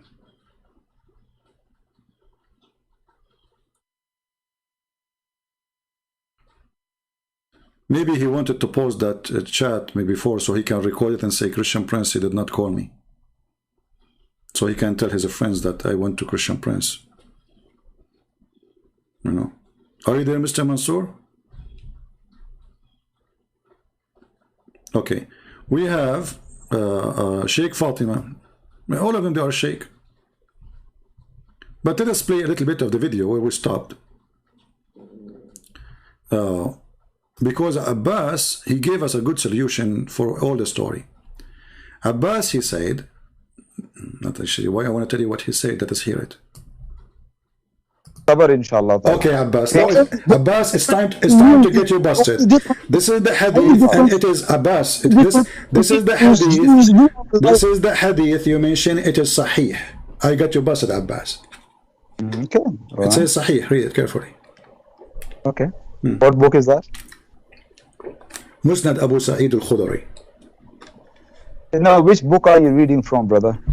I just told you, I am not your brother. I am a Christian. Remember that. You are my brother from Adam. We are brother in humanity. According to Quran, you are a liar again. I told you many times. According to Quran, chapter 5, verse 51, you take not Christians and Jews as a friends or protectors. Okay. No problem. No. It's not my brother. It's not my brother. Don't change the topic, Abbas. The hadith in front of you, and it says here. Let me. I just said brother, and you are changing the topic. Let me go down. This is Sahih. He's not my brother. He's not my friend. Does it say Sahih? I didn't see the screen yet. Does it say Sahih? I didn't see the screen. The screen is still the same thing. It's not going down. Okay, it's going to take a little bit of time. Okay. We'll see it. Sunan Abi Dawud. Okay. Grade Sahih. Okay. Sahih. Albani. So it is Sahih. Is it Sahih or not? It is Sahih. Absolutely. Okay. So now read again. I'm just waiting. It's still down. All right. No problem. If you wanted this down, if you wanted this on. You need to move it back up, CP. Okay, I just expand it more now. Okay, narrated Abu Sa'id al-Khudri radiyallahu anh. The people, you're moving it. Hang on a minute, did you change it? Is it the same one? It's the same one. Okay. Narrated Abu Sa'id al-Khudri radiyallahu anh. The people asked the Messenger of Allah wasalam, can we perform ablution out of the well of Buddha, which is a well into which menstrual clothes, dead dogs, and stinking things were thrown? He replied, water is pure, and it is not defiled by anything. How did you bust me? Well, this is Sahih hadith. You said it's not. No. How did you bust me? You say you bust me. This is where your prophet, he take a shower. Your prophet is a dirty man. He go and jump. Your prophet, he go and jump with dead dogs and women of bloody femme period. And the garbage, it says it's stinky. Does it say stinky? Does it say there dead dogs and stinking? Does it say stinking things? Stinking. Does it say stinking, or I'm making things up? Okay, brother Muhammad, did you read this hadith? Did you read this hadith? I know that. Can you tell CP that this hadith, first of all, it doesn't say after he meeting his wives, he's gone there to take bath. So he tell him again. One second, CP, 1 second. Okay. And also tell CP. Tell CP, Muhammad, tell CP. Like, suddenly like they became friends again. Abdul, it doesn't matter really if this is after his wife's sex or before. If it's before, that is even more stupid. So the guy, he washes a private part. Would water have dead dogs and women of blood from period and stinky garbage, and now he go to have sex with his wives? I mean, do you see the stupidity? Does it really make a difference? Because even if he do it after, still he will have sex after that with his wife. What, he will stop having sex? If he do it before, still it does nothing change. I mean, stupidity is amazing. Does it make a difference if Muhammad, he did this before he have sex or after he have sex?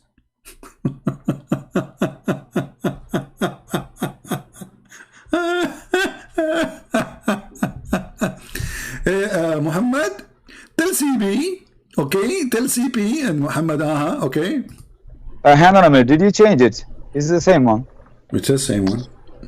Okay. Narrated Abu Sa'id al-Khudri radiyallahu anh. The people asked the Messenger of Allah wasalam, can we perform ablution out of the well of Buddha, which is a well into which menstrual clothes, dead dogs, and stinking things were thrown? He replied, water is pure, and it is not defiled by anything. How did you bust me? Well, this is Sahih hadith. You said it's not. No, no. How did you bust me? You say you bust me. This is where your prophet, he take a shower. Your prophet is a dirty man. He go and jump. Your prophet, he go and jump with dead dogs and women of bloody femme period. And the garbage, it says, is stinky. Does it say stinky? Does it say there dead dogs and stinking? Does it say stinking things? Stinking. Does it say stinking, or I'm making things up? Okay, Brother Muhammad, did you read this hadith? Did you read this hadith? I know that. Can you tell CP that this hadith, first of all, it doesn't say after he meeting his wives, he's gone there to take bath. So he tell him again. 1 second, CP, 1 second. Okay. And also tell CP that this hadith says that Muhammad Sallallahu taking bath in that well. Just tell him, please. Can I see this hadith? It's in read it and just tell him. It's in the screen, Muhammad. I don't see the whole. I only see to praise to be Allah. No, 1 moment. Praise to be Allah. The church. It's supposed to be saying that he, after having sex with his wife, he went to the well taking bath. And he taking bath. Okay, Abbas, I will give time to Muhammad. We will give time to Muhammad to read it as you ask him to do so he can answer. But now I'm asking you: are you saying your prophet he had take a shower like this before the sex, not after sex? He never take a shower in the well.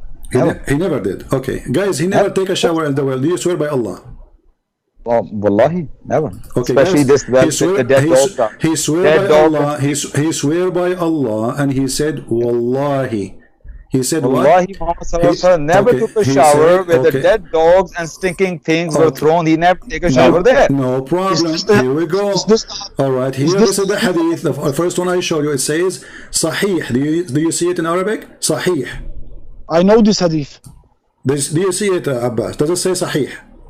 I know this hadith. Hey, guys, I know this hadith. I know it very well. Okay, calm down. Why are you so frustrated? Why you just calm down? You know the hadith, so what? Frustrated. I'm only talking now. Abbas, does it say Sahih? Take a breath. Does it say? The funny, it is Abbas. He said to him, Brother Muhammad, tell CP, and then Muhammad, he said, I don't see the hadith. He said, okay, read the hadith. You know, and then the guy, he says, I know the hadith. Then Abbas, he said to him, shush.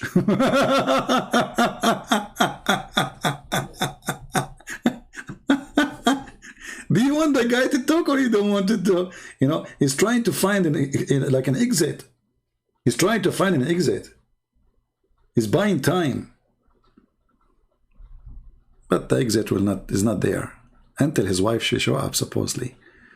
But we never heard his wife saying to him, stop talking. We never heard anything. He just made it up. Say Sahih. Yes. Okay, does it say Sahih? Yes, it says Sahih Albani. Okay. Yeah. All right.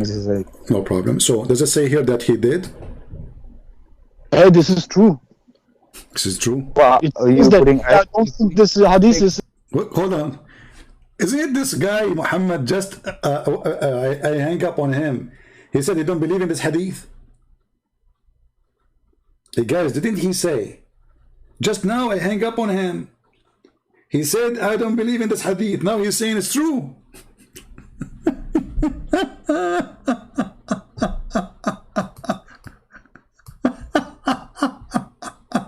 I know this hadith. Hey, guys, I know this hadith. I know it very well. Okay, calm down. Why are you so frustrated? Why you just calm down? You know the hadith, so what? Frustrated. I'm only talking now. Abbas, does it say Sahih? Take a breath. Does it say Sahih? Yes. Okay, does it say Sahih? Yes, it says Sahih Albani. Okay. Yeah. All right. No problem. So, does it say here that he did? Hey, this is true.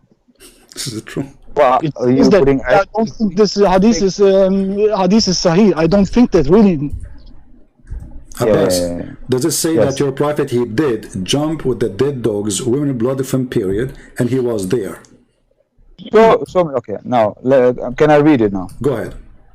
Abu Sayyid al-Khudri said that some people ask God's messenger whether they might perform ablution out of the well of a Buddha, which was a well into which menstrual clothes and dead dogs, stinking things were thrown. And he replied, water is pure and is not defiled by anything. Okay. Where does it say he went in there? Okay, no problem. I'm asking you, why they are asking him that? Is that because... Guys, he got me busted. It doesn't say that he is the one who went there. He get excited. This is how you make Muslims excited. Learn. Abbas. Hold on. Maybe you get worse over the time. Abbas, okay. My friend, the one who says you can find Mansour Farazan, just text me, and I do not need to find you. You are the one who will talk to me. Find me, text me, and I will call you. The sea was getting worse. So you acknowledge that the Muslims, they were asking him if they can do that there, correct? Yeah. And you acknowledge that the Prophet, he never did that. No. First of all, you must imagine. You said, show me. He says he took a bath. Even they're not even taking bath. Even they're saying they need wudu. You don't understand the difference between wudu and bath? Hey, can I say something about that? Okay, Abbas, hold on, Muhammad. This is the hadith in front of you. It says your Prophet doing that. Why I'm holding on? I know this hadith. Abbas, let me say something. Abbas, answer. You swear by Allah, and you said, Wallahi, he did not do that. I say, Wallahi, Muhammad ﷺ never took a bath. Remember, bath in where there were dead dogs and the menstrual period. But remember, bath. I said. Okay, read that. Okay, here we go. He's stuck with the. This is going to be your third time. Guys, brother, remember, I said the bath, brother. Remember, brother, I said the bath.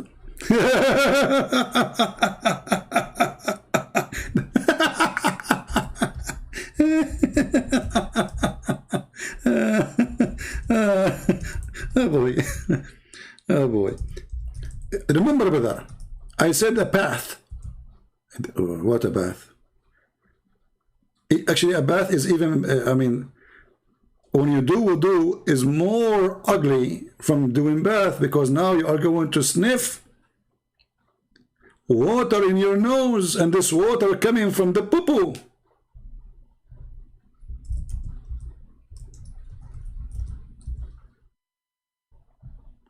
Now you are going to put water in your mouth, and this water is coming from the dead dogs and women blood from period. What bath? Wudu is more ugly. When you do wudu with such a thing, is way more ugly, because Muslims, this is what they do. They sniff water, which is very stupid, inside the nose. You try it, it's very disgusting and very, very unpleasant. It doesn't clean anything. And they put water in their ears, and they put water in their mouth. And all this water is coming from what? Dead dogs, women, blood from menstruation. Remember, we are talking about little tiny body of water, like a jacuzzi. This is not running water, as some they try to lie. That's why people, they are asking, why you do that? Because nobody do that, because simply the water is so dirty, filthy. Otherwise, nobody will ask. He's doing something strange. Okay, let's see if you are the one who said you take a ghusl before you do pray, correct? Ghusl, yeah, ghusl. You know what ghusl is? Yeah, wudu. No. Okay, ghusl. Brother Muhammad, I know you don't have much knowledge of Islam, even though you call yourself Sheikh. Tell him the difference. I'm going. Listen. I just said to him, he said, what ghusl mean? I said, wudu. He said, no. 2 minutes after, he says, ghusl include wudu, which means it's wudu. And its stupidity is amazing. Oh boy. The effect of the camel urine. Going by your statement, Abbas, you are the one who said to me, before he pray, he have to do ghusl. After having sex, brother. Okay, but before he pray, he have to do ghusl. Do he do ghusl before he pray or not? I say after having sex with your wife, ghusl is must on you, and ghusl is not wudu. Ghusl is taking the whole bath. Okay, I will go with you. So which one is more important? You have to go with me. You have no choice. Okay, I will go with you. So which one is more important, wudu or ghusl? Ghusl. Ghusl has wudu inside it, but ghusl is compulsory. Did you hear it? Did you hear it? I said to him, ghusl is wudu. He said no.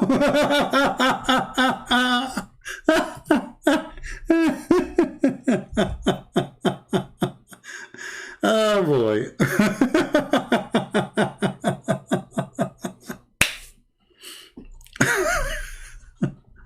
He cannot beat this. He cannot beat this stupidity. It's beyond imagination. So now we come to the conclusion that ghusl is wudu in the same time. That's what he just confessed. See, Guys, when you did have, did you hear? He just said, Abbas, he just said, wudu is not ghusl. Now he just said that ghusl is a wudu.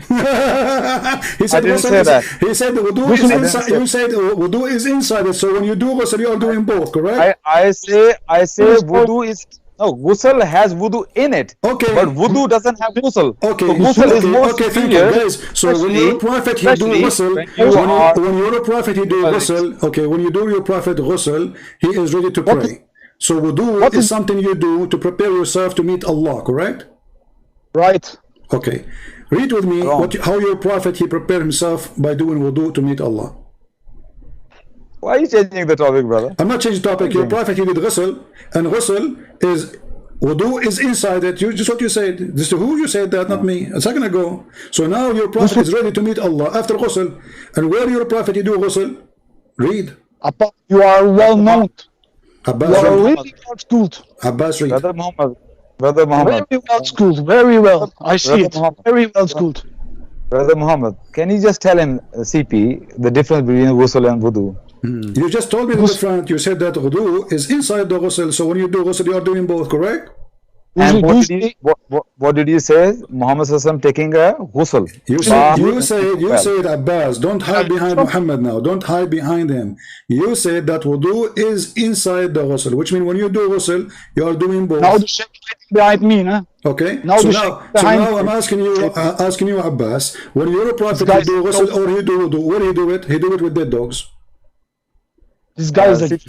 CP, I don't deal with idiots. You're behaving like an idiot right See, now. you are going to hang up or what? We will hang up, see? See?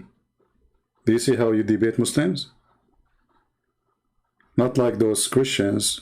You know, I don't like to put them down. I encourage them to do good. But learn how to debate Muslims. Don't do the 5 minute for you, 5 minute for me stupid thing. Don't do that. When a Muslim, he make a poo-poo, let him grab it by his hand. Don't let it on the floor. This is how you can debate Muslims. Any Christian who have a page without mentioning names, he do debate in the form of 5 minutes for me, introduction for you, or now 20 minutes for you, and now 15 minutes for him, and now 5 minutes for... This is not a debate, this is garbage. And not only that, both of them, they are reading paper they wrote a week or 2 weeks ago. This is how you corner them. And now he is in the corner. He's a prophet. He is doing wudu. How he do wudu to meet Allah.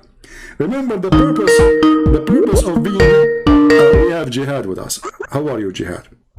Hello. Hey, Mr. Jihad, how are you, my friend? What's the topic? The topic is how to do wudu. How to do wudu, Jihad?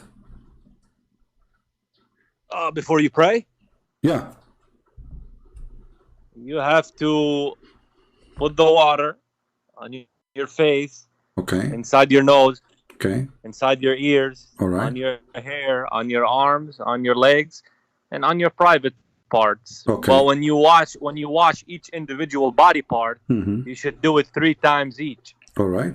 So 3 times, and let us count together. That's how the prophet did it. And you have to wipe your hair, right? Oh, but hang on. But before we get into that, can we set the record straight? Because the other day you said that I was using the F word and I threatened to kill you. That's not true. You must be confusing me with somebody else. Yeah, there's many people call themselves jihad. Who can, I don't know. You know. Okay, somebody. But I didn't do those things. Yeah, it's not so you. You shouldn't accuse me. I'm not saying you. I didn't say you. I'm saying someone. His name is Jihad, etc. He is saying I can show the text. You know. Actually. Yeah, sure. Because it's not me. Yeah, but anyways. Anyway, so now you missed something. You missed something. That your prophet he have to wipe his head with that water too. Correct. Are you talking about? So are you referencing the hadith where supposedly the Prophet alayhi salam took a bath in water that might have possibly not been clean?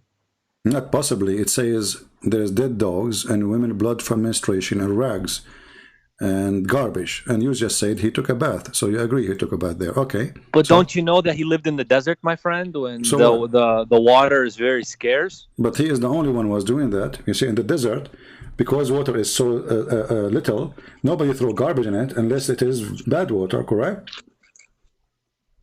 This is the only source of water. I mean, you just say that there is little water. So why in the world anyone want to throw garbage and dead dogs in the only water they drink? Obviously, this is not the only water they have. And you know that Muslims, they have Zamzam, correct? So Muhammad, he can't go to Zamzam. According to Muslim, this is very holy water. And he can't clean himself. It's in the same town.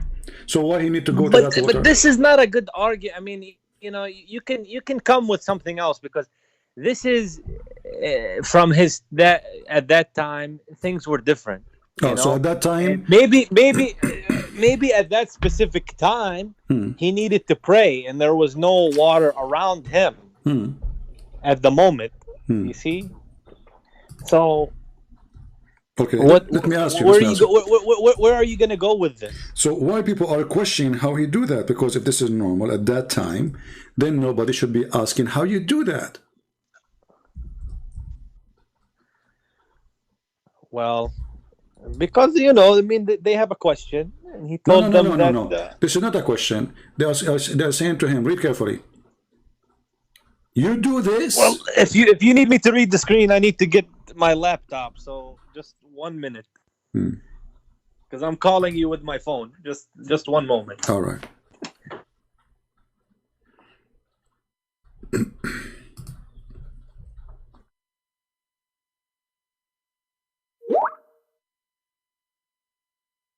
Did he hang up? I think he hung up. He will call me back. No, I did not hang up. Oh, okay. I'm here. Just 1 moment. Okay. YouTube.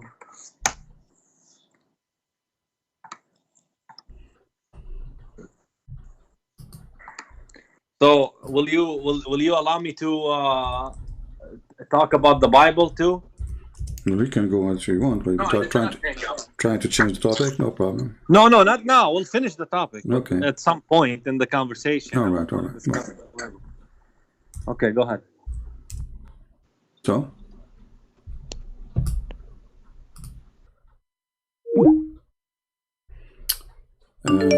Sorry, Jihad. Somebody called by mistake. Fatima, if you keep calling, I will block you. I'm talking to the person. All right, Fatima, if you call one more time. Hello? Yeah, there's somebody, I'm here. Sheikh Fatima, he called and I accepted his call by mistake. So are you hanging up on me to take another call? No. By mistake, I accepted his call. Okay. Yeah. So now we're back to the topic, right? Yeah. Read. Okay. It was said, O Messenger of Allah, you perform wudu from the well into which the bodies of dogs, menstrual rags, and garbage are thrown. He said, water is pure and is not made impure by anything.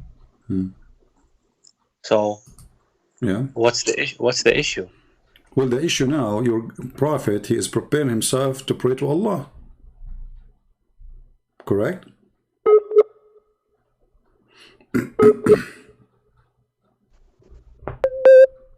What's the issue there? I'm saying that your prophet, what is the purpose of the wudu? The word wudu. The word wudu is to purify yourself. Okay. Yourself. So how you purify yourself to meet Allah?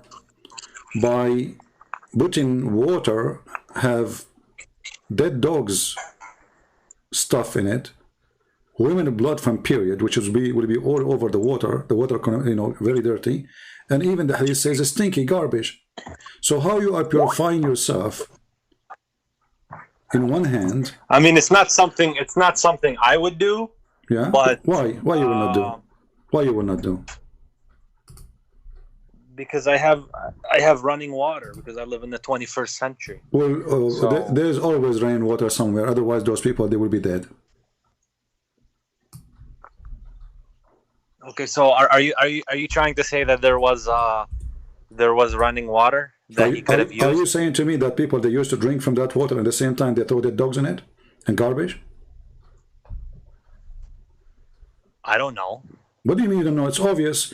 There's no way. People will kill you if you do that. I mean, if this is the only water they have, and then you throw garbage in it, or you pee in it, or you throw because when a woman, they throw their menstruation rags, this is worse than peeing. Do you think there's any human being, little tiny group of people who live in a place, have little tiny body of water, and then what they do, they throw garbage in it, and they throw the dead dogs. I mean, you can throw the dead dog in the sand. You don't have to throw it there. You can throw your rags in the sand. You have a desert. You have the whole desert. But do we have to agree with this hadith? What do you mean you have to? This is sahih. Yeah, but I thought it's been established now, and I thought you were well aware that not every sahih hadith is correct. And I thought... So now we have a new game, that not every authentic hadith is authentic. You know, in my opinion, I don't trust all of the Sahaba. I do not. You don't? Because I think some of those Sahabi were liars in my book. Some of them. So, but if we're going to operate under the assumption that this is Sahih, and the Prophet did it, then the Prophet did it, and he knows what the best thing to do is. So why you Allah will protect him from any disease coming to him. He did not. Allah did not protect him. Your Prophet is always sick. He's always sick. Yeah, I can show you tons of hadith about him. What do you mean by that? Well, what do you mean he's always sick? Okay, isn't it your Prophet? He says that we, the people of the prophets, Allah, He tests us by being sick, and He mentioned being sick because of a fleas, literally. I've never heard about that. Okay, let me show you the hadith. But what do you think about the Prophet? This is explained why he had too much fleas. You know, because being dirty. But CP, let me explain to you. This is not the essence of Islam. These finer details of the Prophet's life that you're mentioning, this is not the reason why we have Iman. At the end of the day, we seek to pray and to fast and to believe in Allah and to believe in His Prophet and to believe in what he taught. But you go to things like, you know, the Prophet, he was a man, so he lived in everyday life. He was a dirty man. Not a man. He was a dirty man. So, based on the resources that he had available to him. And nobody can be really certain for sure. Hold on. You see, if this is what people do, I ask you, you said yourself, I will not do that. And there's no way people, they are going to throw garbage in the water they drink. And obviously, this is not the water they drink from. Right? Read with me carefully. You're a prophet here. This is how sick he always is. He always have a fever. He's always sick. And why he is sick, it's clear that Allah did not, as you said, Allah protect him as you claim. Actually, even Muhammad died by poison. What protection? Then it says here, he died by poison? Yes. By a Jewish woman? Yeah, she bought poison from Home Depot for rats, and she put it in the food for him, and he died. From where? From where? From Home Depot. What? I mean, there's no Home Depot at that time. Don't tell me there's no Home Depot at that time. That would be shocking news for me. I mean, how in the world people they can live without Home Depot at that time? Come on, the jihad, don't do that to me. Come on, you know. Home Depot. Yeah. Man, this is all just a joke to you, huh? Okay, so now I'm asking you. So you're a prophet. You said he's protected. Read with me carefully. Abu Sa'id al-Khudri reported that he came, and actually you speak Arabic, you do not need the English one. Shall I send you the link? You can send me the link, but I still, okay. Okay, you know that like I'm third grade with Arabic reading. Okay, so no we problem. can do English. I'll accept it. He came to the messenger of Allah, may Allah bless him and grant him peace, which while he had a fever, he had covering over him. He placed his hand on him, and he discovered that he is hot above the covering. Not only is hot, I mean, guys, even the covering.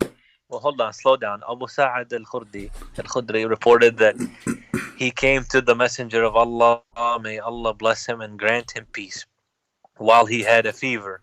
He had a covering over him. He placed his hand on him and discovered that it was hot above the covering. Abu Sa'id exclaimed, "How hot your fever is, messenger of Allah." He said, "We are like that. The affliction is hard on us, but the reward is doubled." And that's all I can read. I can't read anything else. Okay, continue. I screwed down.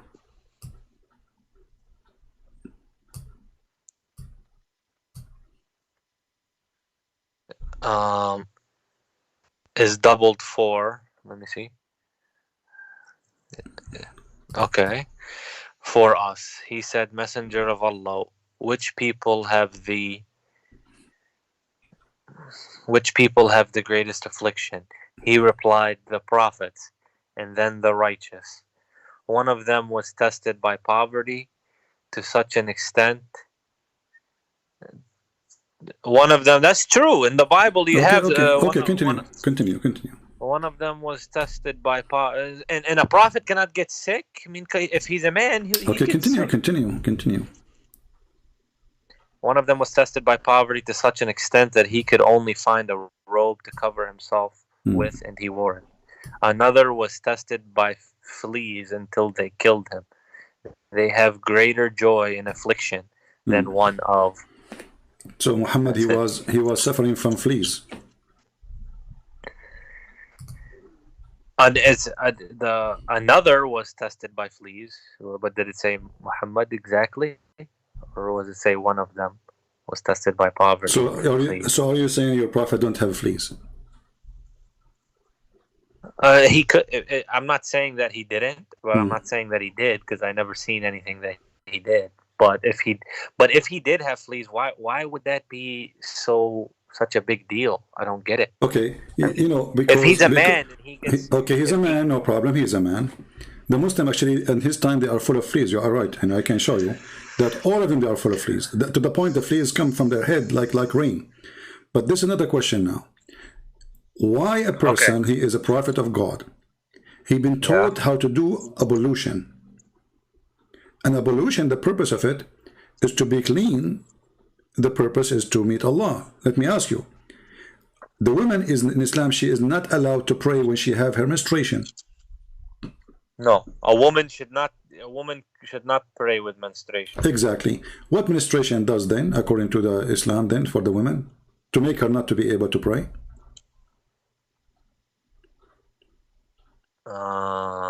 Okay. Make her impure, correct? Impure. Yes. Okay. So you're a prophet now, taking a shower, and you are the one who use a bath, or not me.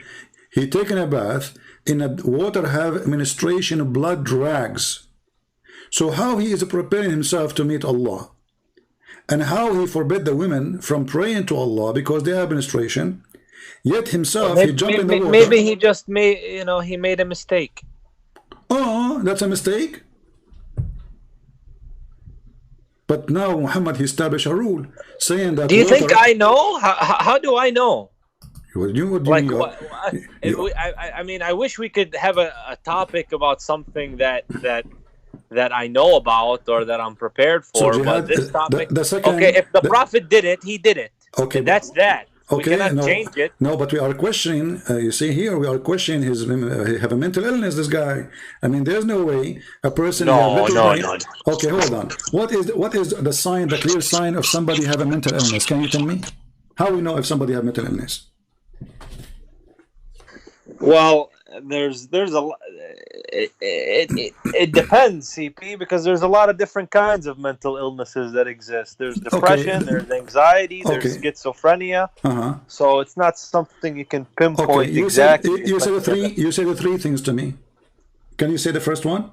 And we go second and third. The first one is there's depression, there's anxiety, and there's schizophrenia. All the right. first two being more mild. Did your prophet try to commit suicide because of his depression? I heard of that, but I heard that was because in the beginning he was very shocked that he was a prophet. So now we proved, me and you, that Muhammad was suffering from bad depression to the point he tried to commit suicide. Correct? Because CP, he wasn't. Doesn't matter what the cause. It doesn't matter. You see, I asked you, what is the sign of mental illness? You said depression. It's you who chose it. But I was speaking in terms of what it okay, I ask you, my friend, why do you do this? Why do you interrupt? Hold on, how we know that somebody is mentally ill? You said the word depression, not me. And here actually, this is not depression, this is way more than depression, because not everybody has depression. He will go throw himself from the top of a mountain. This guy is suicidal. And not only that, he tried to commit. It doesn't mean that he was bogged down by life to the point where he wanted to kill himself. No, it just because he was receiving, you know, revelations, and at first he wasn't aware. He didn't know what to think. That make him more guilty, because if you are a person who believes in God and you know that God is true, then you should not kill yourself, because God is not sending you revelation no more. God, he do as he wish. But wouldn't that have been before suicide? Like, because I don't think that he would, and that the Arabs knew that suicide is haram, because they didn't. What Arab they knew? Anyone, a human being, you do suicide, you lost your mind. Of course. Okay. So how many times your prophet he tried to do that? The hadith says he attended many times, several times, and then each time he go to the top of the high mountain, the angel, he says to him something specific. Do you know what he said to him? Can you put it? Is it on the screen? It's in the screen. Would appear before him and say to him what he said before. Okay. He it is that cleaves the daybreak. Read carefully. And whenever the period of the coming of the inspiration used to become long, he would do as before. What he do before? Let's go back a little bit here. Okay, it says here, the prophet, he becomes so sad, and he have heard that he intended several times to throw himself from the top of the high mountain, and every time he went up to the mountain in order to throw himself, Jibreel, read for me, Jihad. Gabriel would appear before him and say to him what he had said before. No, here, I just highlighted for you. Oh, and whenever the period of the coming of the inspiration used to become long,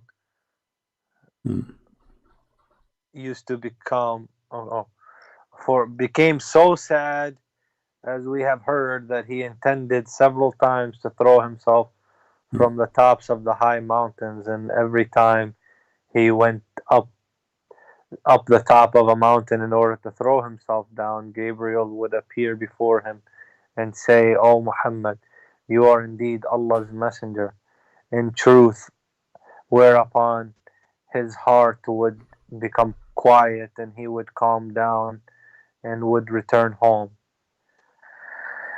You see, I don't know if I can believe this, because it sounds like there are some Sahaba who they were jealous of the Prophet. They want to be the Khalifa, and they want to be the ones in charge, and they are trying to defame him. Okay, so based on your opinion now, that obviously there's somebody trying to make Muhammad look bad. Yeah, it has to be the Sahaba who they want to be. Maybe they want to take power of the Muslims after him, or they want to make him look bad in some way. So they, so they make these stories on him. Okay, so now in order to find a solution for the madness of Muhammad, we claim, with no proof, that this is a fabrication of the Muslims, who they are the most close people. How come Omar did not say this is false? How come Aisha did not say this is false? How come none of the Muslims say this is false? How come you have it in your book and this is Sahih Bukhari?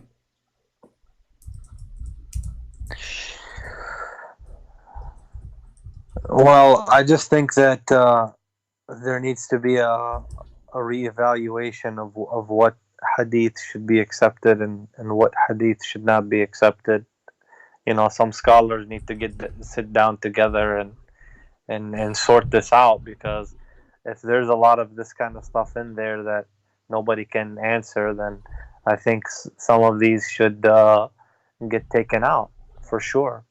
But this is Sahih Bukhari. How you can take it out from the Bukhari? Because how they want to embarrass the Prophet, like this kind of stuff that's written about the Prophet, it's insulting him. Alayhi salatu wasalam. Okay, so you so agree? How can we accept it? Okay, so guys, the Muslim for the last 1400 years, they did not see this as insulting. Jihad today, because he went to school, he is more educated, he is smarter than people before generations, he is not naive, he finds that this is very embarrassing and very insulting. Correct, Jihad? Yeah, I find that there are certain hadiths that are insulting, yes, to the Prophet himself. Okay, why you are saying this is insulting? Because this hadith is depicting my Prophet alayhi salam as if he is not a sane man, which we know that he was. He was a sane man. He was a man with a high IQ. He was a man. Prophet, he was a man of high IQ? Oh yes, he was a smart man. He was a handsome. Can you prove to me that he was a person who was a smart man? He was a businessman. He was working for Khadija. He never been a businessman. No, listen. He was not a businessman. He was working for Khadija. And a smart man, he will not go and work for somebody, at least for a period of time, maybe to collect some money to start his business. But Muhammad never had his own business. He's not a smart man. He's always working for somebody until he claimed to be a prophet. And that became his business. And as you see, this person is suffering from mental illness. Now listen. Is it true that your prophet, he imagined himself he had done things which in fact he did not? That was also a situation where I thought that they might have been making up hadiths, but that was when he got sick and he had a black magic. He got sick. But again, he got sick where? In his brain? Well, I guess somebody they put a spell on him. Is what they're claiming. So you are in the year 2021. You believe that somebody can put a spell on you?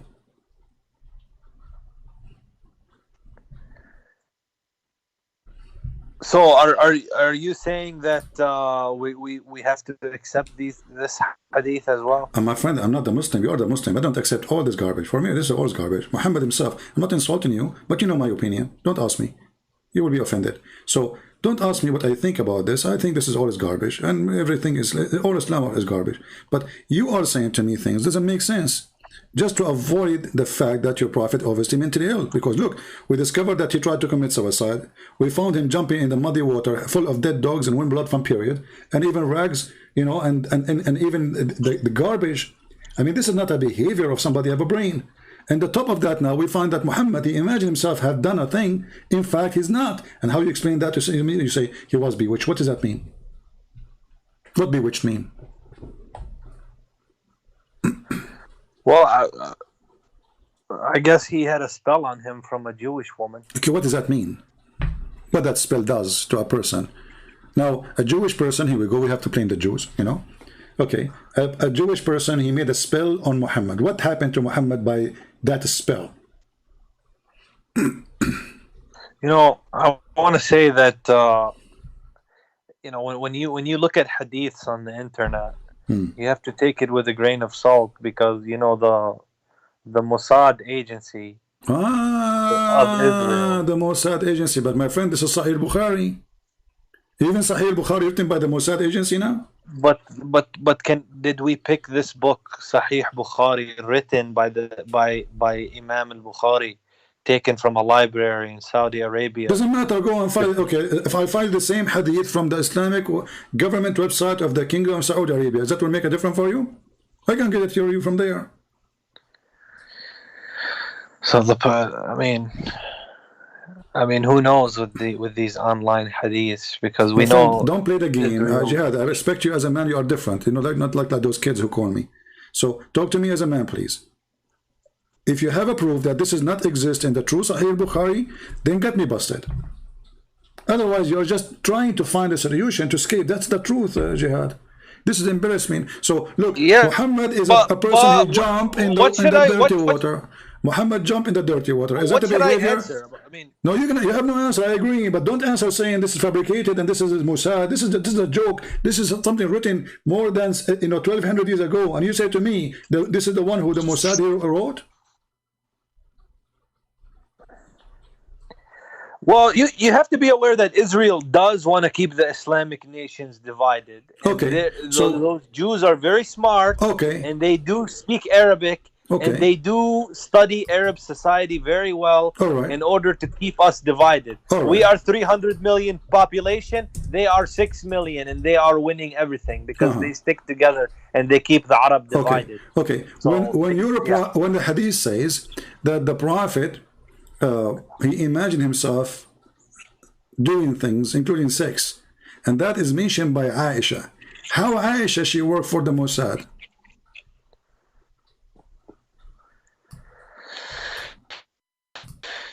Well, I guess you don't understand the point. I mean, they study the history enough to fabricate it in that way. But let's go. But there was no Israel. There was no state of Israel when this book is written. Israel is just 60, 70 years old now, the new Israel. So what are you talking about? Mossad and CIA. What is that, man? Read with me in the Quran. Okay, let's assume this is true. Hold on. We are not assuming. If this is true. This is not assuming. This is your books, and this is Aisha. This is the first witness, Muhammad, he have. This is not assuming. Now, if we go to the Quran, chapter 87, verse number 6, it says that Allah, he will recite the Quran for Muhammad, and Muhammad will not forget. Do you agree with that verse? I agree with the Quran, yes. Okay. This is not fabricated by the CIA, the Mossad. No. Okay. So if Muhammad he forget the Quran, then this verse is fabricated then.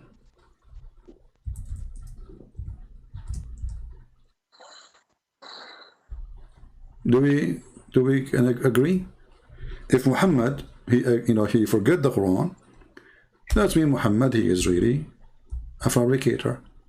Because if Allah said to him, we will give you Quran and you will not forget the Quran, that's it. If God is with me, so why do I hear things that sometimes you hear that there's there was a goat who ate some pages of the Quran, and then some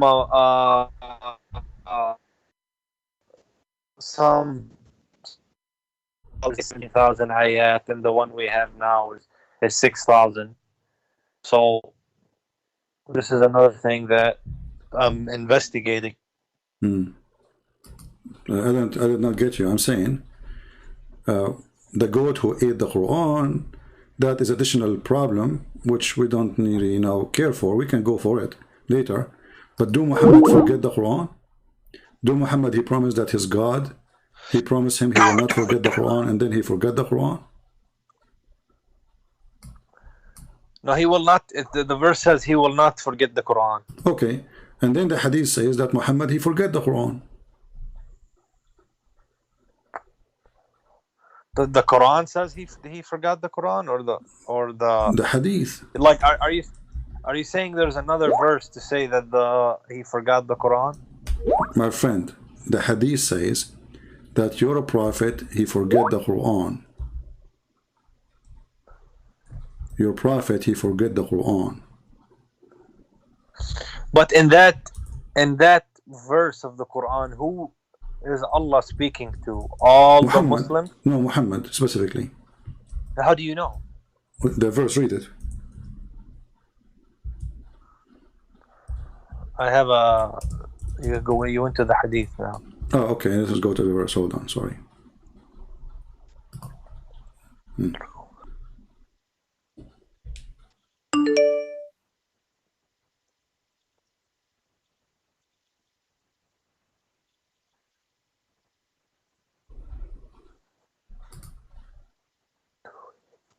So then what is this about the goat who ate the Quran? Well, this is a holy goat, obviously. Allah, he sent his goat, maybe. I mean, oh, you know what? I think this goat is sent by the Mossad. What do you think? Well, I wanna know about it. It's in the hadith. Yeah, I can show you the hadith, no problem. We can go there. We shall now make you read, so you will not forget. Okay. So he will not forget the Quran. But he forgot the Quran. Here we go. This is the hadith. We will go to the goat later, maybe after this one. Do you see?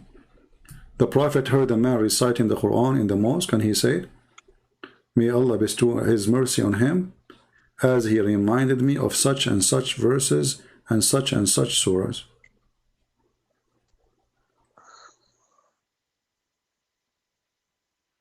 But does that mean he needs to memorize it letter by letter? Well, isn't the verse says Allah will recite the Quran for him and he will never forget? Yeah, letter by letter, like you can. Yeah, you will not forget. You will not forget about the Quran. But I mean, it's, you know, I mean. No, he says, I will give you the Quran and you will not forget the Quran. That's it. Isn't you Muslim you say? Isn't you Muslim you say the Quran preserved by letter? Blah blah blah. This is what you say. You have to be a hafiz. You have to study. Hey, but this is the Prophet. You know, hafiz. You will keep repeating what Muhammad said, and that make you hafiz, which means you memorize, which is very silly and stupid. Because who care about memorizing a book? We care about understanding the book. And your Prophet, he confirmed that when he pray, he skipped verses, he skipped even the chapter, he skipped it. So what kind of a prophet he claimed that Allah, he gave him Quran and he will not forget? And then when he pray, people, they say to him, hey Prophet, you missed those verses. Oh Prophet, you did not say this. What? Yeah, this is what it says. This is the hadith in front of you.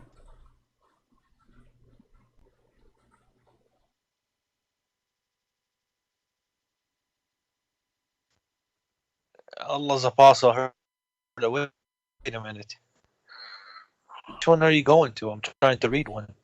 The Prophet heard a reciter reciting the Quran in the mosque at night. The Prophet said, "May Allah bestow His mercy on him, as he reminded me on him, as he made me remember such and such verse, which I had missed in such and such surah." What do you mean? What is he forgot? Yeah, you are saying forgot. Yeah, you are saying he did not forget. He did not drop it. He said I missed. In the translation it says I missed. In Arabic it says asqattuha. If you don't like this translation, let me show you. Here we go. It says he dropped. Here we go. This is your Muslim translation. This one is even nicer. It says, he reminded me of such and such verses and such surahs. Not only he forgot verses, he forgot surahs, which I dropped from my memory. This is the Muslim translation.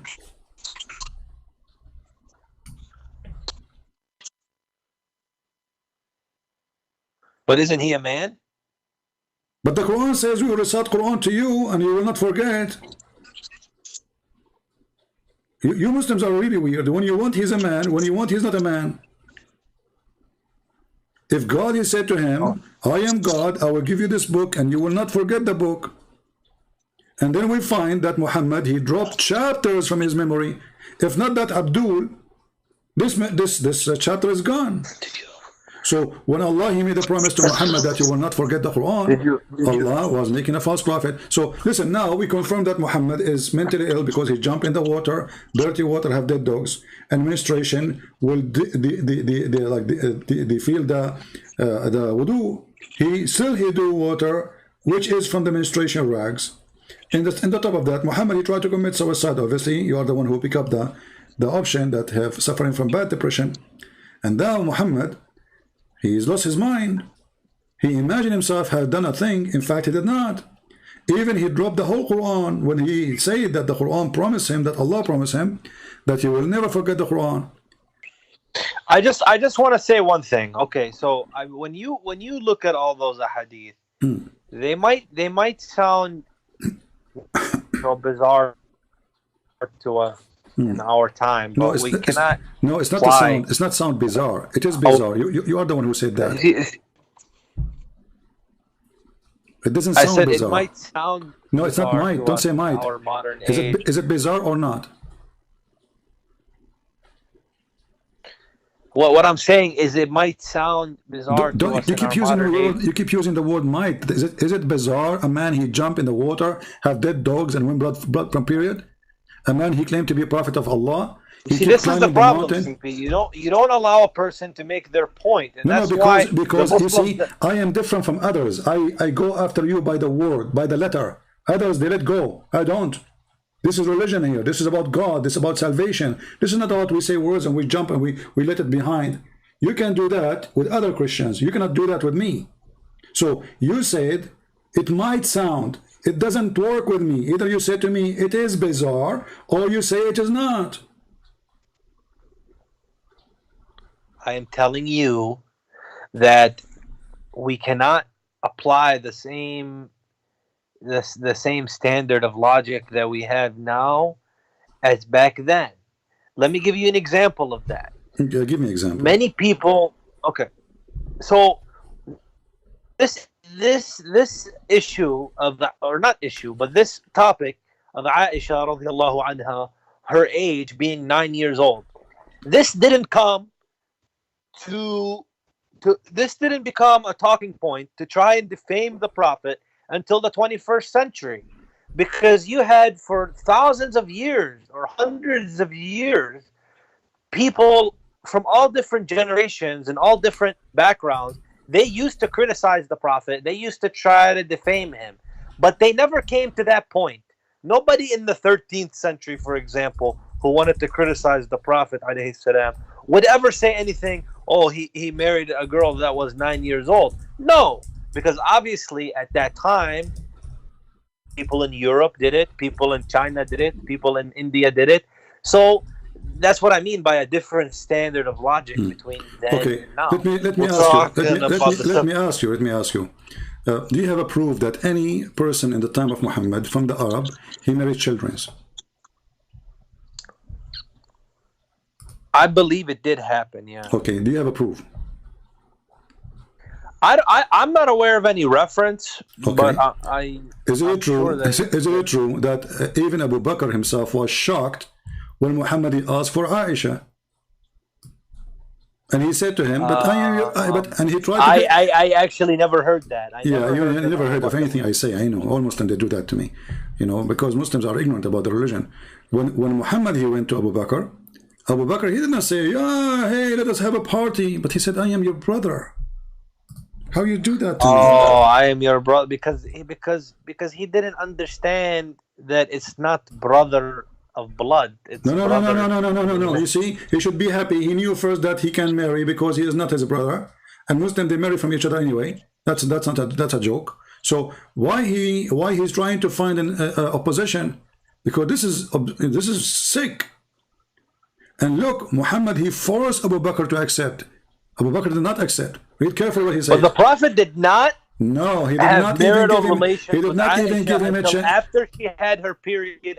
No, that's not true. I can show you the reference. Don't go there. Don't go there. This is the lie. They keep lying. I can show you the hadith. It says it clearly that she did not have her period even when she became 14, which means more than 7 or 8 years after she married your prophet, if we can call him prophet. So read with me carefully.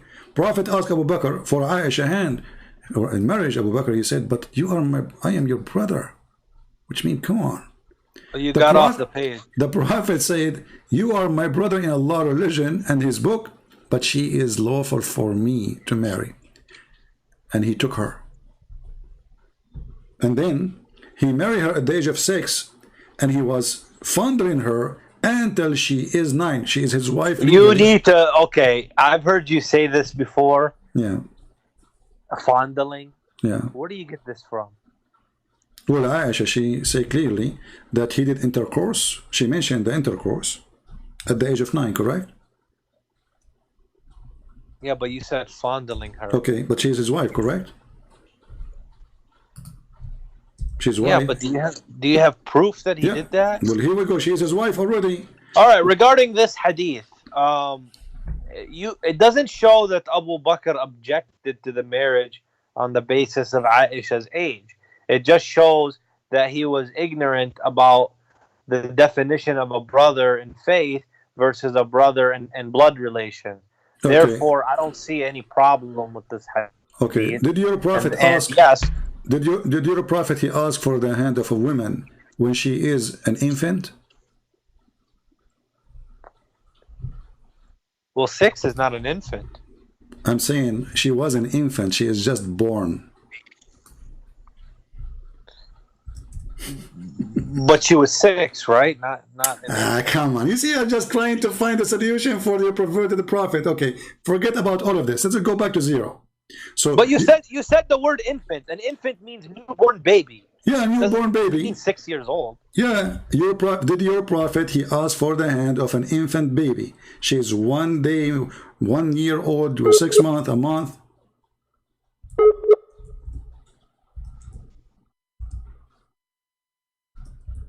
Are you there?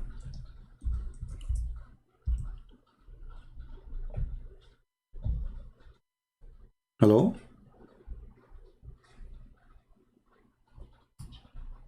Are you there, Jihad?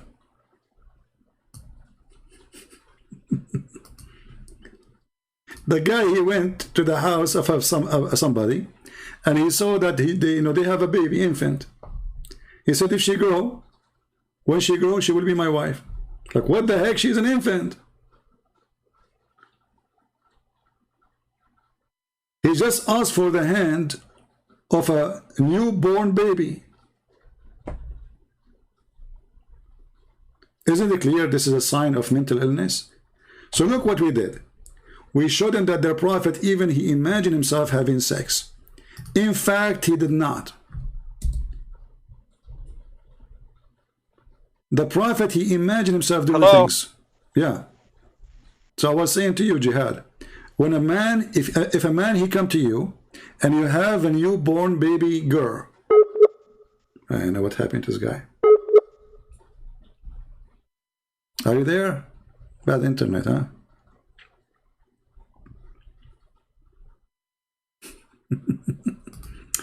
All right, Jihad, get yourself ready. We have Tawsif Ahmed. Let us see Tawsif Ahmed, a new Muslim in the scene.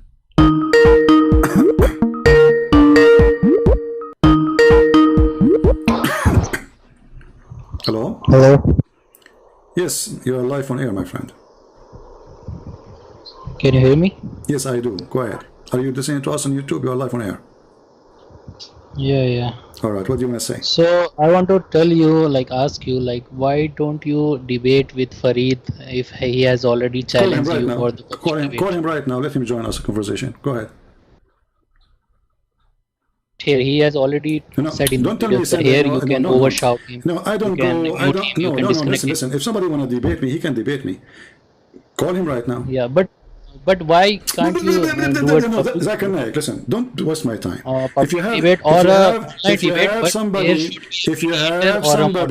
have somebody here there to debate me, well, bring him. You are the one who says why you don't debate this one. I will come. Yeah, because here you can mute here, you can disconnect, you can overshout. I make a promise in front of you. If I I make a promise in front of you right now. If I mute him, I lose the debate.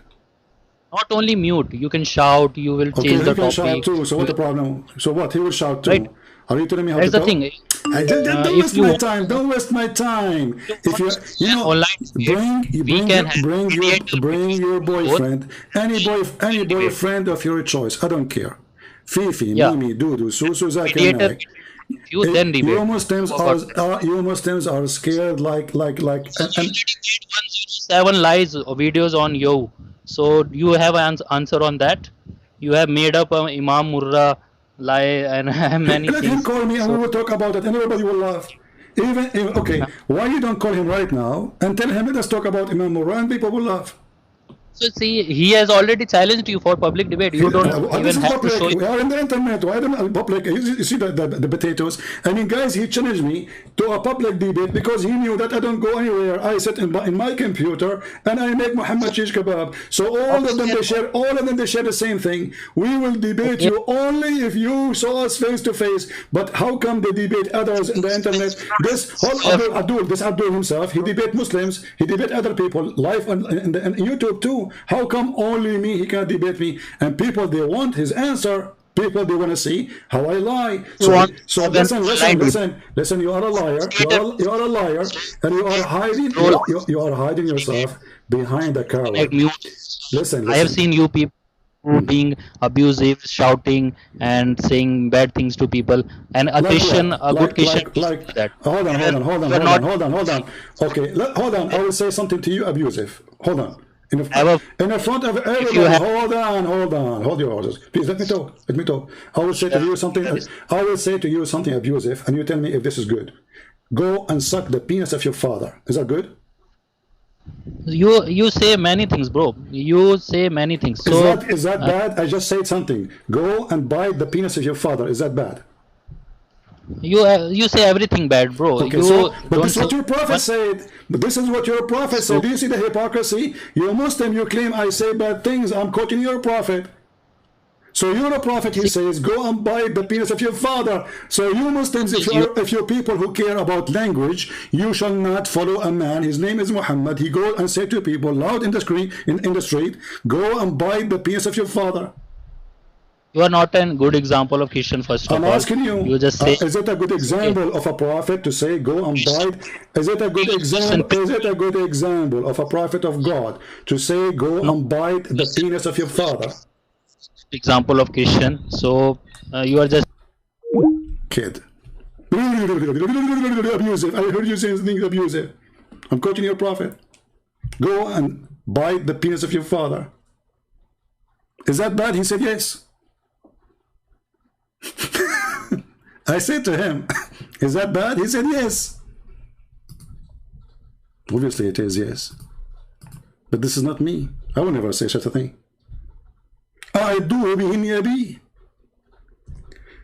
You have the most filthy prophet, and you Muslims are afraid that I will say to you abusive things. Look, they became girls now. They need protection from Christian Prince.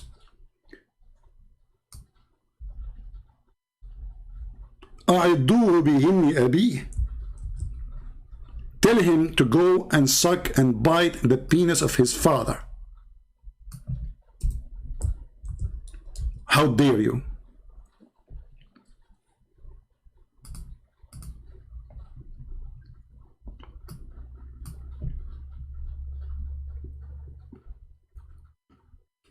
Abu Bakr, he said, suck the clitoris of Allah, which is proven to us that the black stone was a vagina. And the black stone was a vagina of one of the goddesses. Go and suck the clitoris.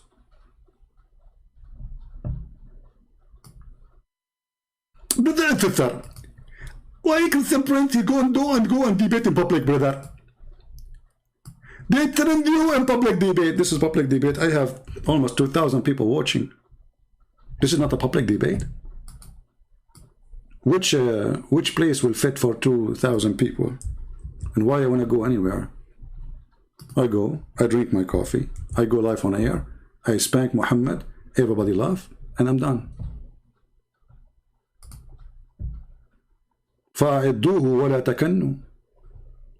Tell him to bite the penis of his father. What kind of a prophet he used such a language? And the Muslims complaining, saying, Christian Prince, he say abusive. Like what? Suckle me? This is what your prophet said.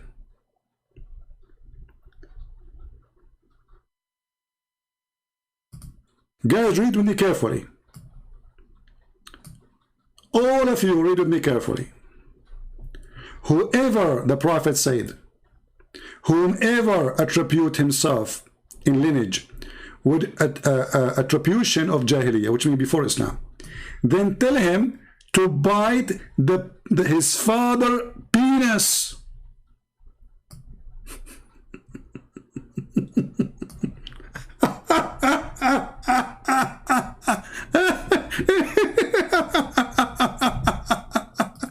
Christian Prince, you say abusive things. I'm quoting your prophet. Christian Prince, you are shouting us. Your prophet, he used to beat Muslims when they come to him. I can show you the reference.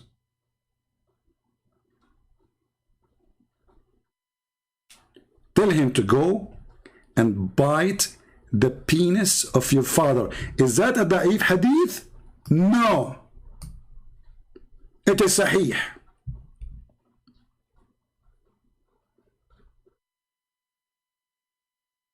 Do you see it? How many of you now want the reference? Who want to give me one? This is a good one, isn't it? Hey, why you don't debate Fifi and Susu and Dudu? They are the one who don't debate me. I'm not. I'm here. I just said to him, call him right now. Put him live with us. Correct? And not only that, I made a promise. If I hang up on him, I'm the coward. Change. I have a specific deal for him. Usually I hang up on people with their kids. But I want to consider him kid for this time.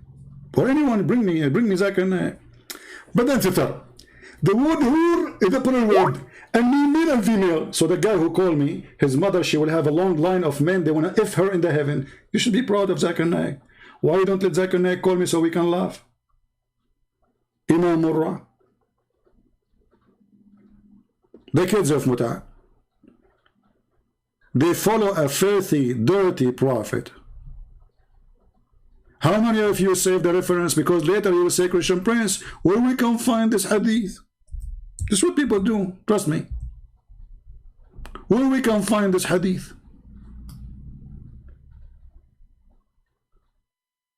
And let me teach you something for those who watch my videos later. When you want to find something, let us say people copy my video and they don't have reference there. Try to copy the most, let us say, something special in this line. Like, then tell him to bite his father, copy that part, and put it in the search engine. You will find the reference. Because later you are watching the screen, you are not, you know, you don't have the same chat we have now. As you know, I don't keep my videos.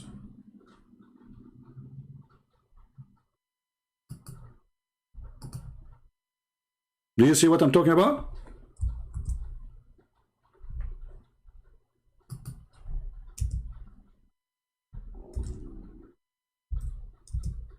You see abusive things, and I love it when the Muslim they play victims. I really love it. And I love it when I see the Muslims are very much intimidated by someone who is a Christian. They claim to be heroes and terrorists. When our army, we have 2,000 soldiers all in Afghanistan for the last 2 years. And Taliban is dead. Don't dare even to move. The second they heard that we are leaving, suddenly they are heroes. We are leaving, we are in the airport. And we told them we are leaving 5 years ago, and the Muslims, they claim victory. War with Israel. Israel almost arrived to Damascus. Israel took Jerusalem. Back. This is their land. After we take Jerusalem, the Muslims, they celebrate victory. Why you don't debate me and celebrate victory anyway? Are you afraid that I will say to you, go and bite the penis of your father? And they say to you, you hang up on us. I hang up on you. Look, this guy, he won't let me talk. Coward. I don't want to debate with moderator. No, I will debate with moderator. You are the moderator. Let me call him back. Yeah. Yeah, Abdul, I agree that you are a moderator for us. Can you call Fifi? Can you call Fifi? Have you changed your mind? I changed my mind, yeah. I want you to call Fifi right now, and you are the moderator. Not here. We have a moderator between both of you. You are the best man, my friend. I want an Indian person from Pakistan. Now listen, don't waste my time. You are saying to I me, don't have. you want a moderator, go call him. So why you mention his name if you are not with the Challenge him from here, from your platform. Okay, I'm challenging you, all of you. Can you call any Muslim sheikh? Forget about this kid. And you are the moderator. Can you do it now? Tell that we will Can you do it now? Can you do it now? Tell the people that you go and bite the penis of your father. Bingo. The words of your prophet. Don't claim to be a hero, be the one. If you have any hero, he can stand for me, I'm here. It is them who run away from me and not the opposite. It's not me who said I'm not going to call you. It's not me who's saying I'm not going to take call from you. It's them, cowards, potatoes. And here again, we prove that Muhammad is a filthy, mentally ill person. How in the world a person who claimed to be a prophet of God, he says such a language? Go and bite the penis of your father.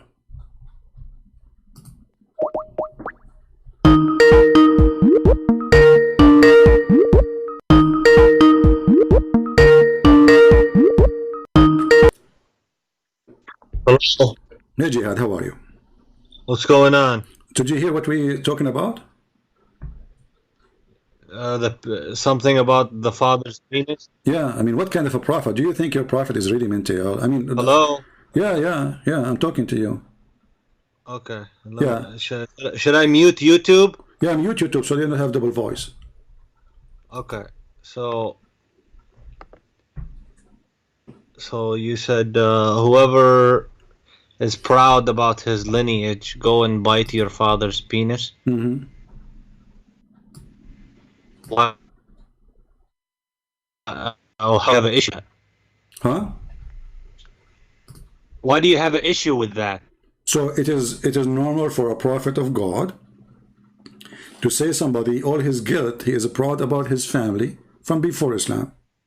Tell him. Yeah, he's insulting the kuffar. Okay, so let us say you are now. So Arab pagans. So are you going to? So Jihad. If I am a person proud about my heritage until now, are you going to say to me, go and buy the penis of your father?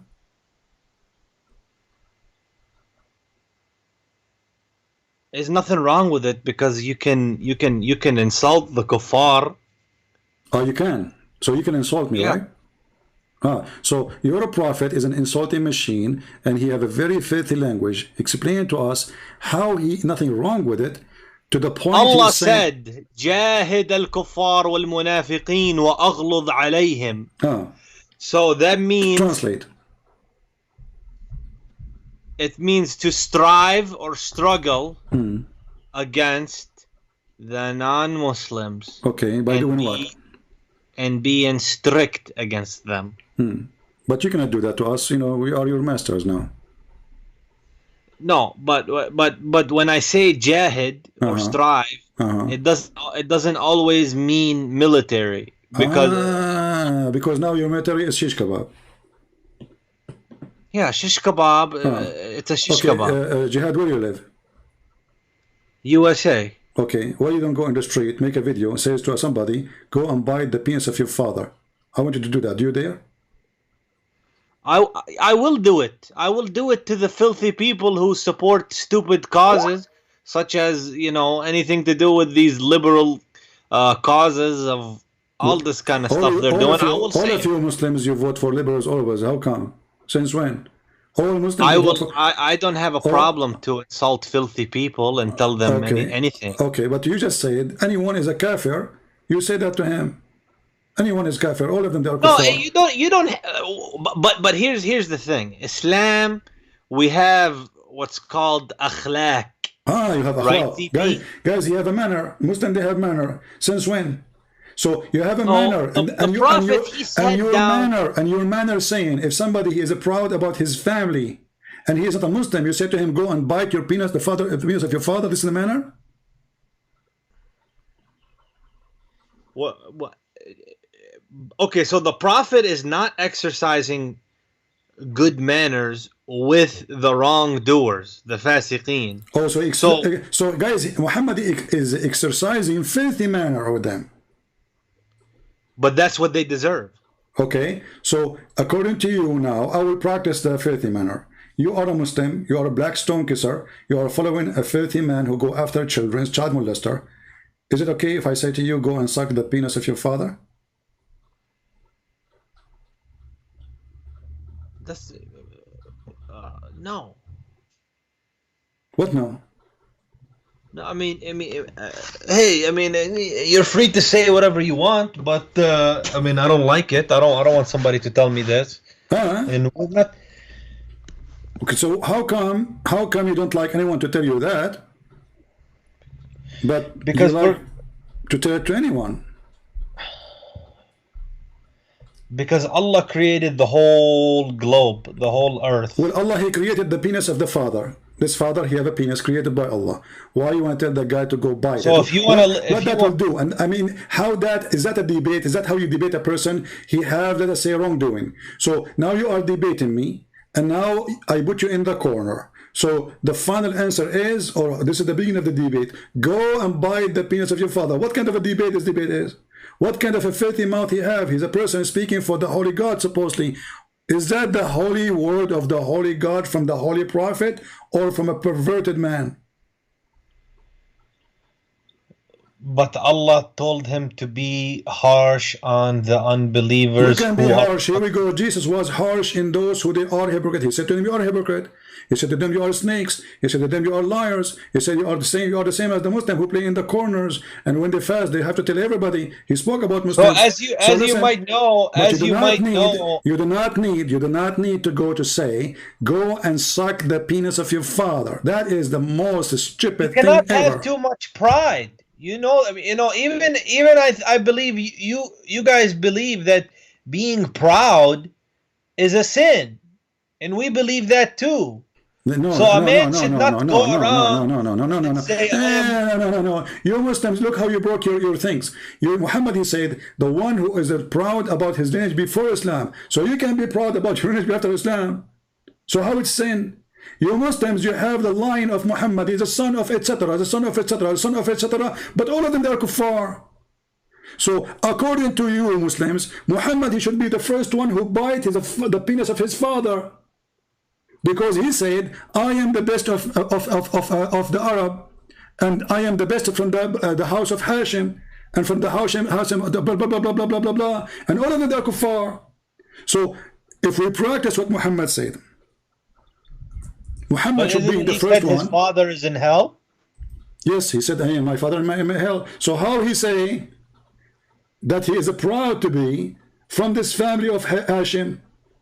The one who is proud about his family before Islam, you said they are kuffar. We cannot question the prophet. The prophet.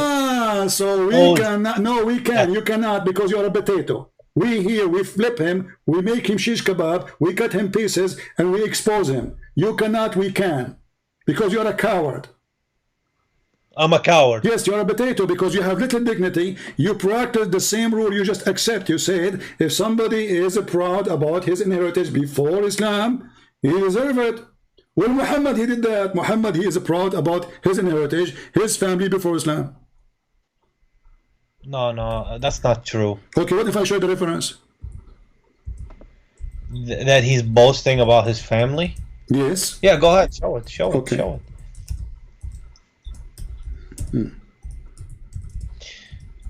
Let me know when I can bring up a subject about the Bible. Okay, subject. Focus on the penis of your father now.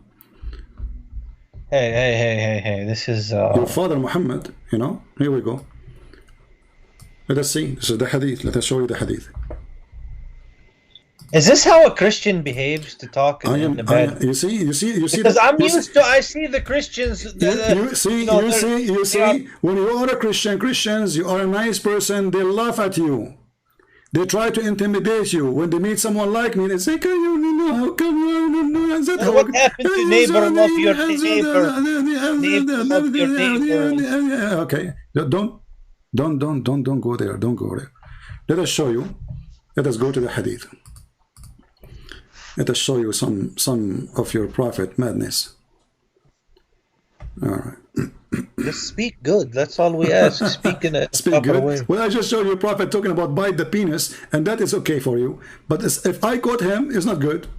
He's the prophet, my friend. He is the prophet. So what? He's a prophet. A second ago you said he's a man. When he's jumped from the mountain, he's a man. When he go after a child, he's a man. When he forget the Quran, he's a man. When he have a flea in his hold on. When he have a flea in his head, he's a man. When he do cheating his wife, he's a man. But the second we show you his filth, he says we cannot. This is a prophet. But he is a man. But he's a man. So how come this man, he can be proud about the people before Islam and they are kuffar, but if different man, he is proud about the same thing. We said to him, go and bite the penis of your father. Read carefully. This is the hadith, and this is sahih.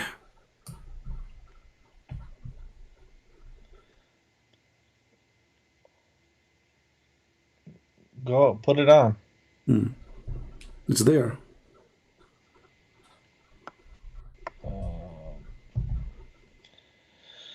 The messenger of Allah came out of one of his apartments, or apartment.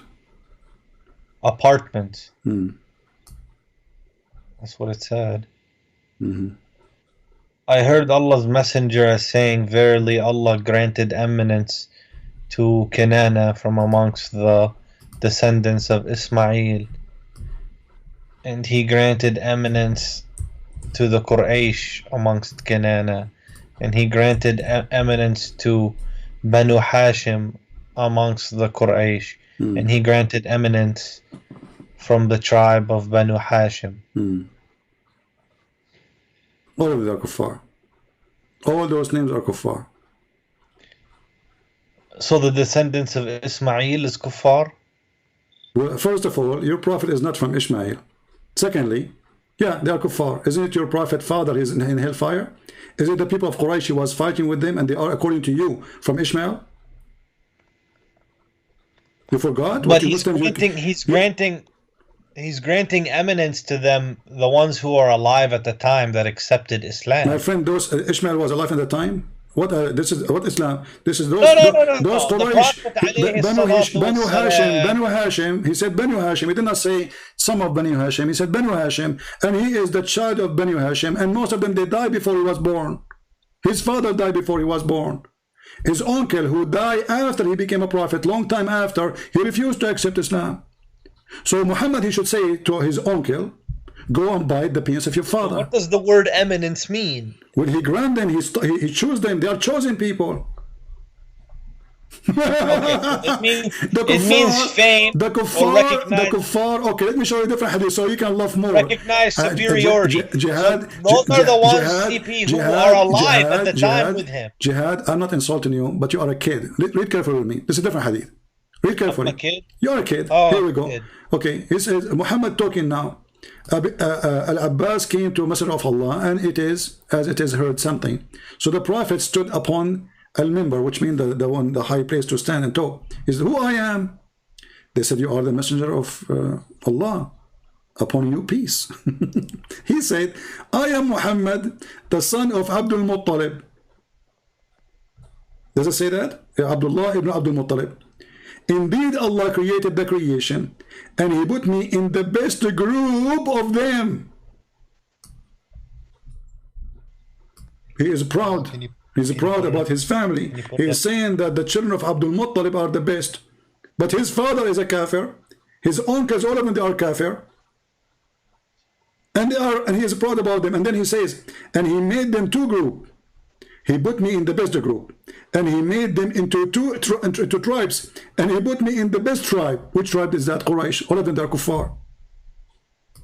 And he made them into houses, and he put me in the best of them. So going back to Muhammad saying, go and suck or bite the penis of your father. If Muhammad had decency, he should be the first one to say to himself, go and bite the penis of your father. Okay. Well, I will look into it. All right. Well, I will search about it. All right, Jihad. It's time for me to go. So thank you for being with us, Jihad. You are a nice person, but sometimes you talk and you act like a kid. But don't take it as an insult. But I want you to do this. I want you to record yourself. You said you don't mind to say to people in the street, go and bite the penis of your father. And you said you are living in America. I challenge you to do what you say. Go in the street and say to people, anyone who is not good for you, tell him, go and bite the penis of your father. Take care, Jihad. If you don't do it, it means you don't deserve really to be called a man. I want you to record it. I want you to post it on YouTube. And I want to post my challenge with it. And you see, tell them, look, Christian Prince, he challenged me to practice Islam, and I did in America. Let us see if you can do it, if you dare. Take care. The Prophet, he ordered us to be harsh in the kuffar. This guy, I bet you, in USA, he walked like a potato. Go. Go, who dare? Go. Those Americans are, even women, they have guns in their purse. The Prophet, he told us to be harsh. We saw you. You go to the immigration, I take oath, I will be in arm to protect USA, and I will say the anthem, and now I will repeat the anthem. Potato. All of them are potatoes. And here we make them mashed potatoes. And I'm a Christian Prince. And I defeat your God. I defeat your Allah. I defeat your Prophet. And here I don't make them only mashed potatoes, damaged one. No one can eat. They are liquid, disgusting liquid, disgusting language, filthy religion. You say abusive things, Christian Prince. I quote your Prophet. You see, the second you say what their filthy prophets say, they say to you, you are filthy. But they cannot say to me, you are filthy if I quote Jesus. Thank you for admitting that the one who quote Muhammad, he is speaking filthy. Now, how many of you save the reference? And what is beautiful about this reference, it says here Sahih. I mean, come on, do you see? Because the first thing the Muslim they will say to you, it's Da'if. Abdul, it says Sahih. It's Da'if. It says here Sahih, which means authentic. It's Da'if. Hey, Abdul, listen. It says there in the corner, Sahih. Listen with the breath. It is Da'if. You know, the example of a Muslim when you debate them is an example of two Arab going to do hunting. The one in the right, he said to the one in the left, do you see that bird there between the bushes? The other guy in the left, his name is Abdul. He said, this is not a bird, you idiot. This is a goat. The one in the right, who's an Arab Christian, he said, what are you talking about? It's a bird. The guy, he said, it is a goat. The Arab Christian said, like, what's wrong with you? Don't you see the wings? Don't you see how it looked like? It's a bird. The Muslim guy, he said, it is a goat and you are stupid. The Arab Christian, he said, what about we shoot at it and see? He said, okay. The Arab Christian, he said, it's a fly, it's a bird. And he shot. He shot one shot, the bird, the fly. The Muslim Abdul, he answered saying, it is a goat even if it doesn't fly. It is a goat. Even if it does fly. This is what the Muslims, they do with me. I show them the bird flying, they say it's a goat. The most stupid religion ever. It's okay for us, and look how filthy, how supreme, you know, they are white supremacist people. They believe that they are supreme and they have the right to say to you and insult you whatever you want. Very filthy cult. Very disgusting. Islam is an embarrassment for mankind. Islam is Nothing but hate crime. Do this guy Jihad dare to go in the street and he say what he said? I'm waiting for it. I challenge all those Muslims who live in the West to go and say, go and buy the penis of your father.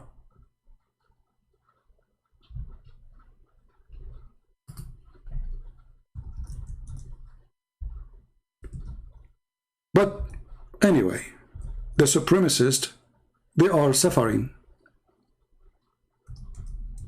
Islam is demolished. Muslims are leaving Islam by thousands and thousands. And the Muslims, they are trying their best to convert people to Islam. And even those who they convert them few years after they leave Islam and they became enemies of Islam. They give them a scholarship. Do you remember the guy, his name is Ishmael? The guy was a Muslim for 16 years. He used to have a channel, it's called Convert to Islam. Then suddenly the guy, he left Islam after learning Arabic, and they sent him to university to study in Saudi Arabia. And then he made a channel called Don't Convert to Islam. However, we cannot show appreciation to anyone in this world as much we appreciate the goat who ate the Quran. Proven to us that the Quran is preserved.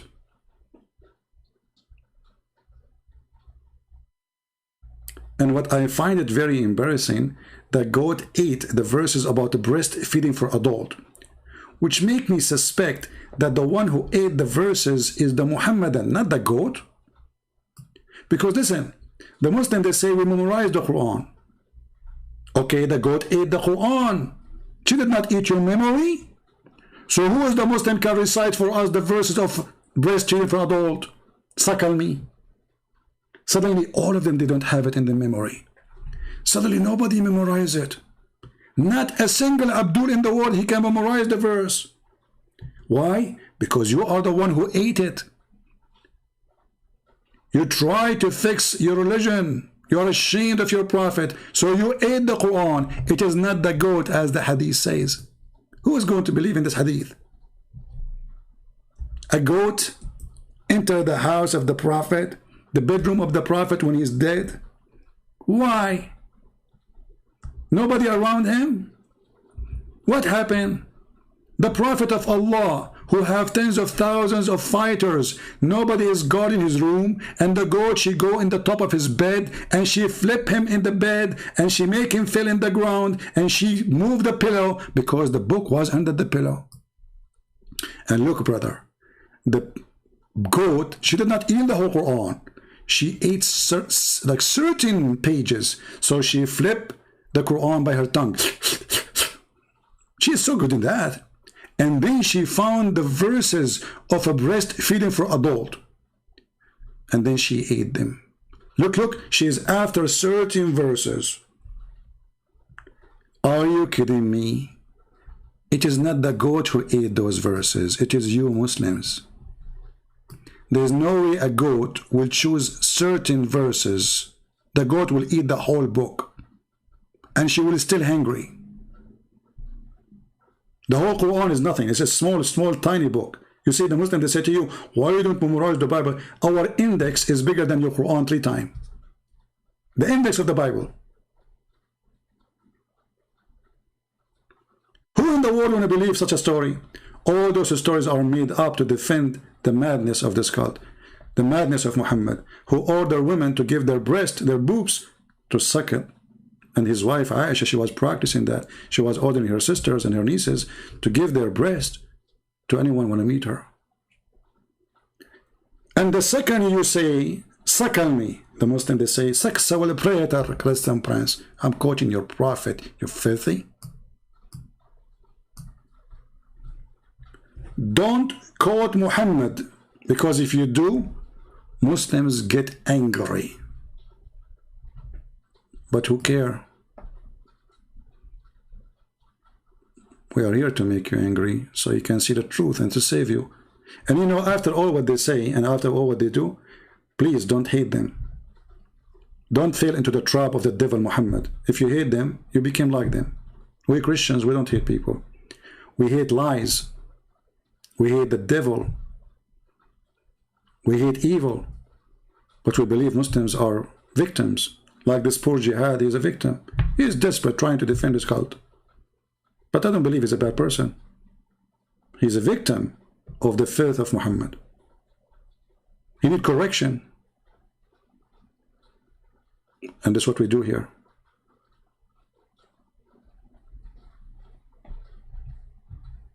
So today we prove many things, that Muhammad is mentally ill. We prove many things, that Islam cannot stand questions. We prove many things, that Muslims don't dare to call me to debate me. And the Muslims always hide from people who have knowledge, and they are brave to say their knowledge. And not only that, they are scared of somebody. He have a very fast processor. They will debate you only if you do not know Arabic, so they can make fun of your Arabic. I know this is coming. You do not know Hebrew, and you do not know Arabic. And Elijah means God is with us. And the Muslim like, hey! Religion of mockery. The God of Islam is the God of mockery. But here, their mockery doesn't work. Here, they say to you, how come you are not acting like a Christian? Did you notice? Did you hear Jihad saying? How come? A Christian person for them is somebody, he's very nice. You make fun of him, he don't, he's a peaceful person. He don't return, he don't flip the table on them.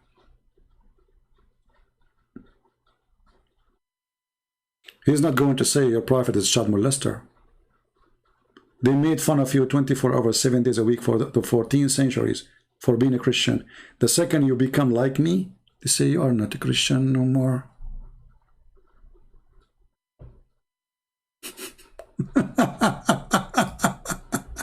No, my friend, I'm very Christian. And Jesus said to the hypocrite, you are a hypocrite. And he said to the satanic people, you are satanic. And he said to them, you are sons of snakes. And he said to them, you are liars. And you are saying, if you are the children of Abraham, you do the act of your father Abraham. But you are doing the act of shaitan. This is what Jesus said. And a Christian, he don't do what Jesus say. He is not following Jesus. Those who they are politically correct, they are not following Jesus. Jesus said, say yea, yea, or nay, nay. Anything else is from the devil. Don't swear. Don't take oath. This is for the liars. You bring a thief, you say to him, swear you did not steal my stuff. He will swear right away. He's a thief. You have no dignity. That is Islam. They swear for everything. Even their God, he said to them, Allah will not take you accountable for false oath you take. Can you believe it? This is why, when somebody is a Christian, he said to a Muslim, swear, and he think of he just swear by his God. So he must be truthful. They don't know that Muslims are allowed to swear as much as they want. Lying. Allah said, as long as you don't have intention. As long what? You don't have intention. Which means not intention to be serious in this oath. No problem.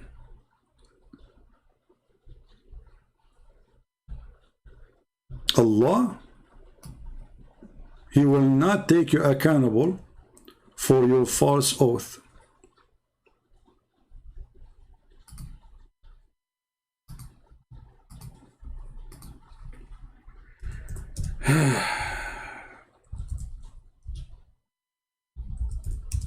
Let us get you the verse. The chapter of Al-Ma'idah.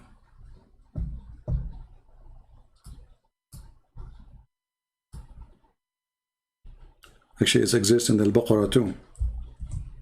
But let us go first here.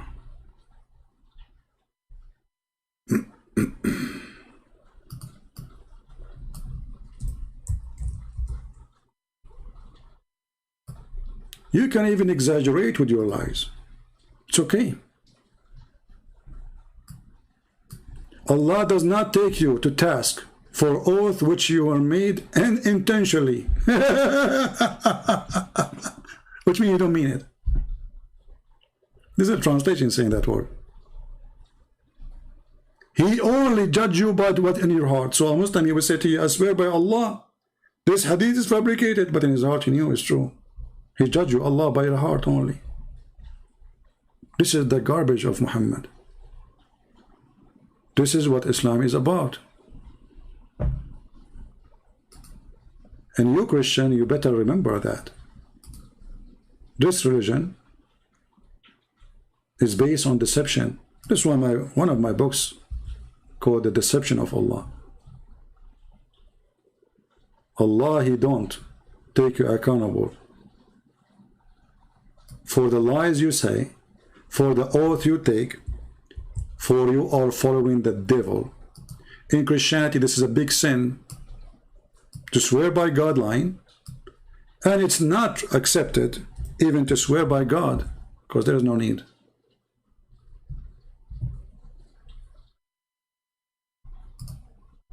No need. If you are truthful, say yes, say no. Why you want to take an oath? But we wish that this is the only problem with Islam, taking an oath. But as you see, this is a black stone kisser religion. It's a pagan, it's an idol, and they don't worship God, they worship a man, his name is Muhammad. And yet they claim that they are following God, and they believe in one God. But the truth is, their one God is Muhammad, and he is satanic.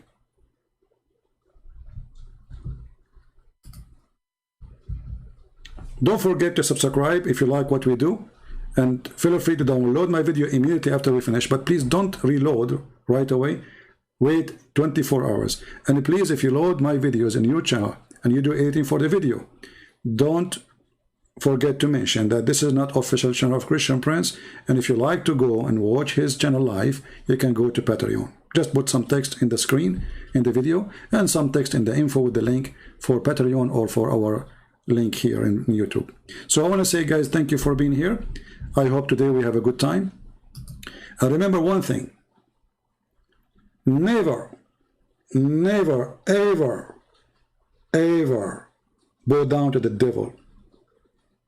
The devil, he will try to intimidate you. The devil, he will try to tempt you. The devil, he will try to offer you anything. If he could not take you down by war, he will try to take you down by peace. The Lord, he said, be aware of false prophet and false teachers. What they do, those false, how they come to me.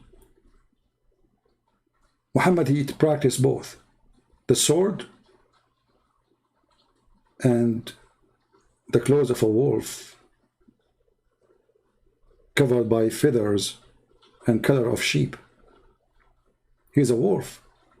So when he is weak, like this jihad now, in USA is a potato. You know, the prophet, he allow us to insult the kuffar, those filthy. He dare do what he's saying? Do he dare? He don't. He will never. He knew that.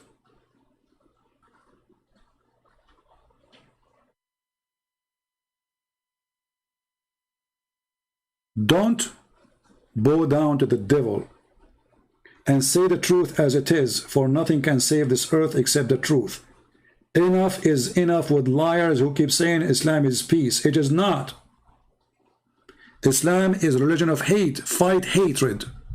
If you are against hatred, if you are Muslim or not Muslim, if you are a Christian, if you are a Jew, if you are a Hindu, if you are an atheist, do you accept there is a religion says that the God, he spread hate between the people who they are not Muslims? Do you accept that? Islam is a hate crime. And we as a Christians, we have a duty to fight hate. That's why I say to you, don't hate the Muslims. Otherwise, you are falling into the trap of the devil. We fight Islam. And don't take me wrong. If there's a terrorist, we fight him. If a terrorist, we go to war. The Christian who say to you, Christian, don't go to war, he's a liar. We are men of dignity. The Lord, he said, the one who don't have a sword, go and buy one.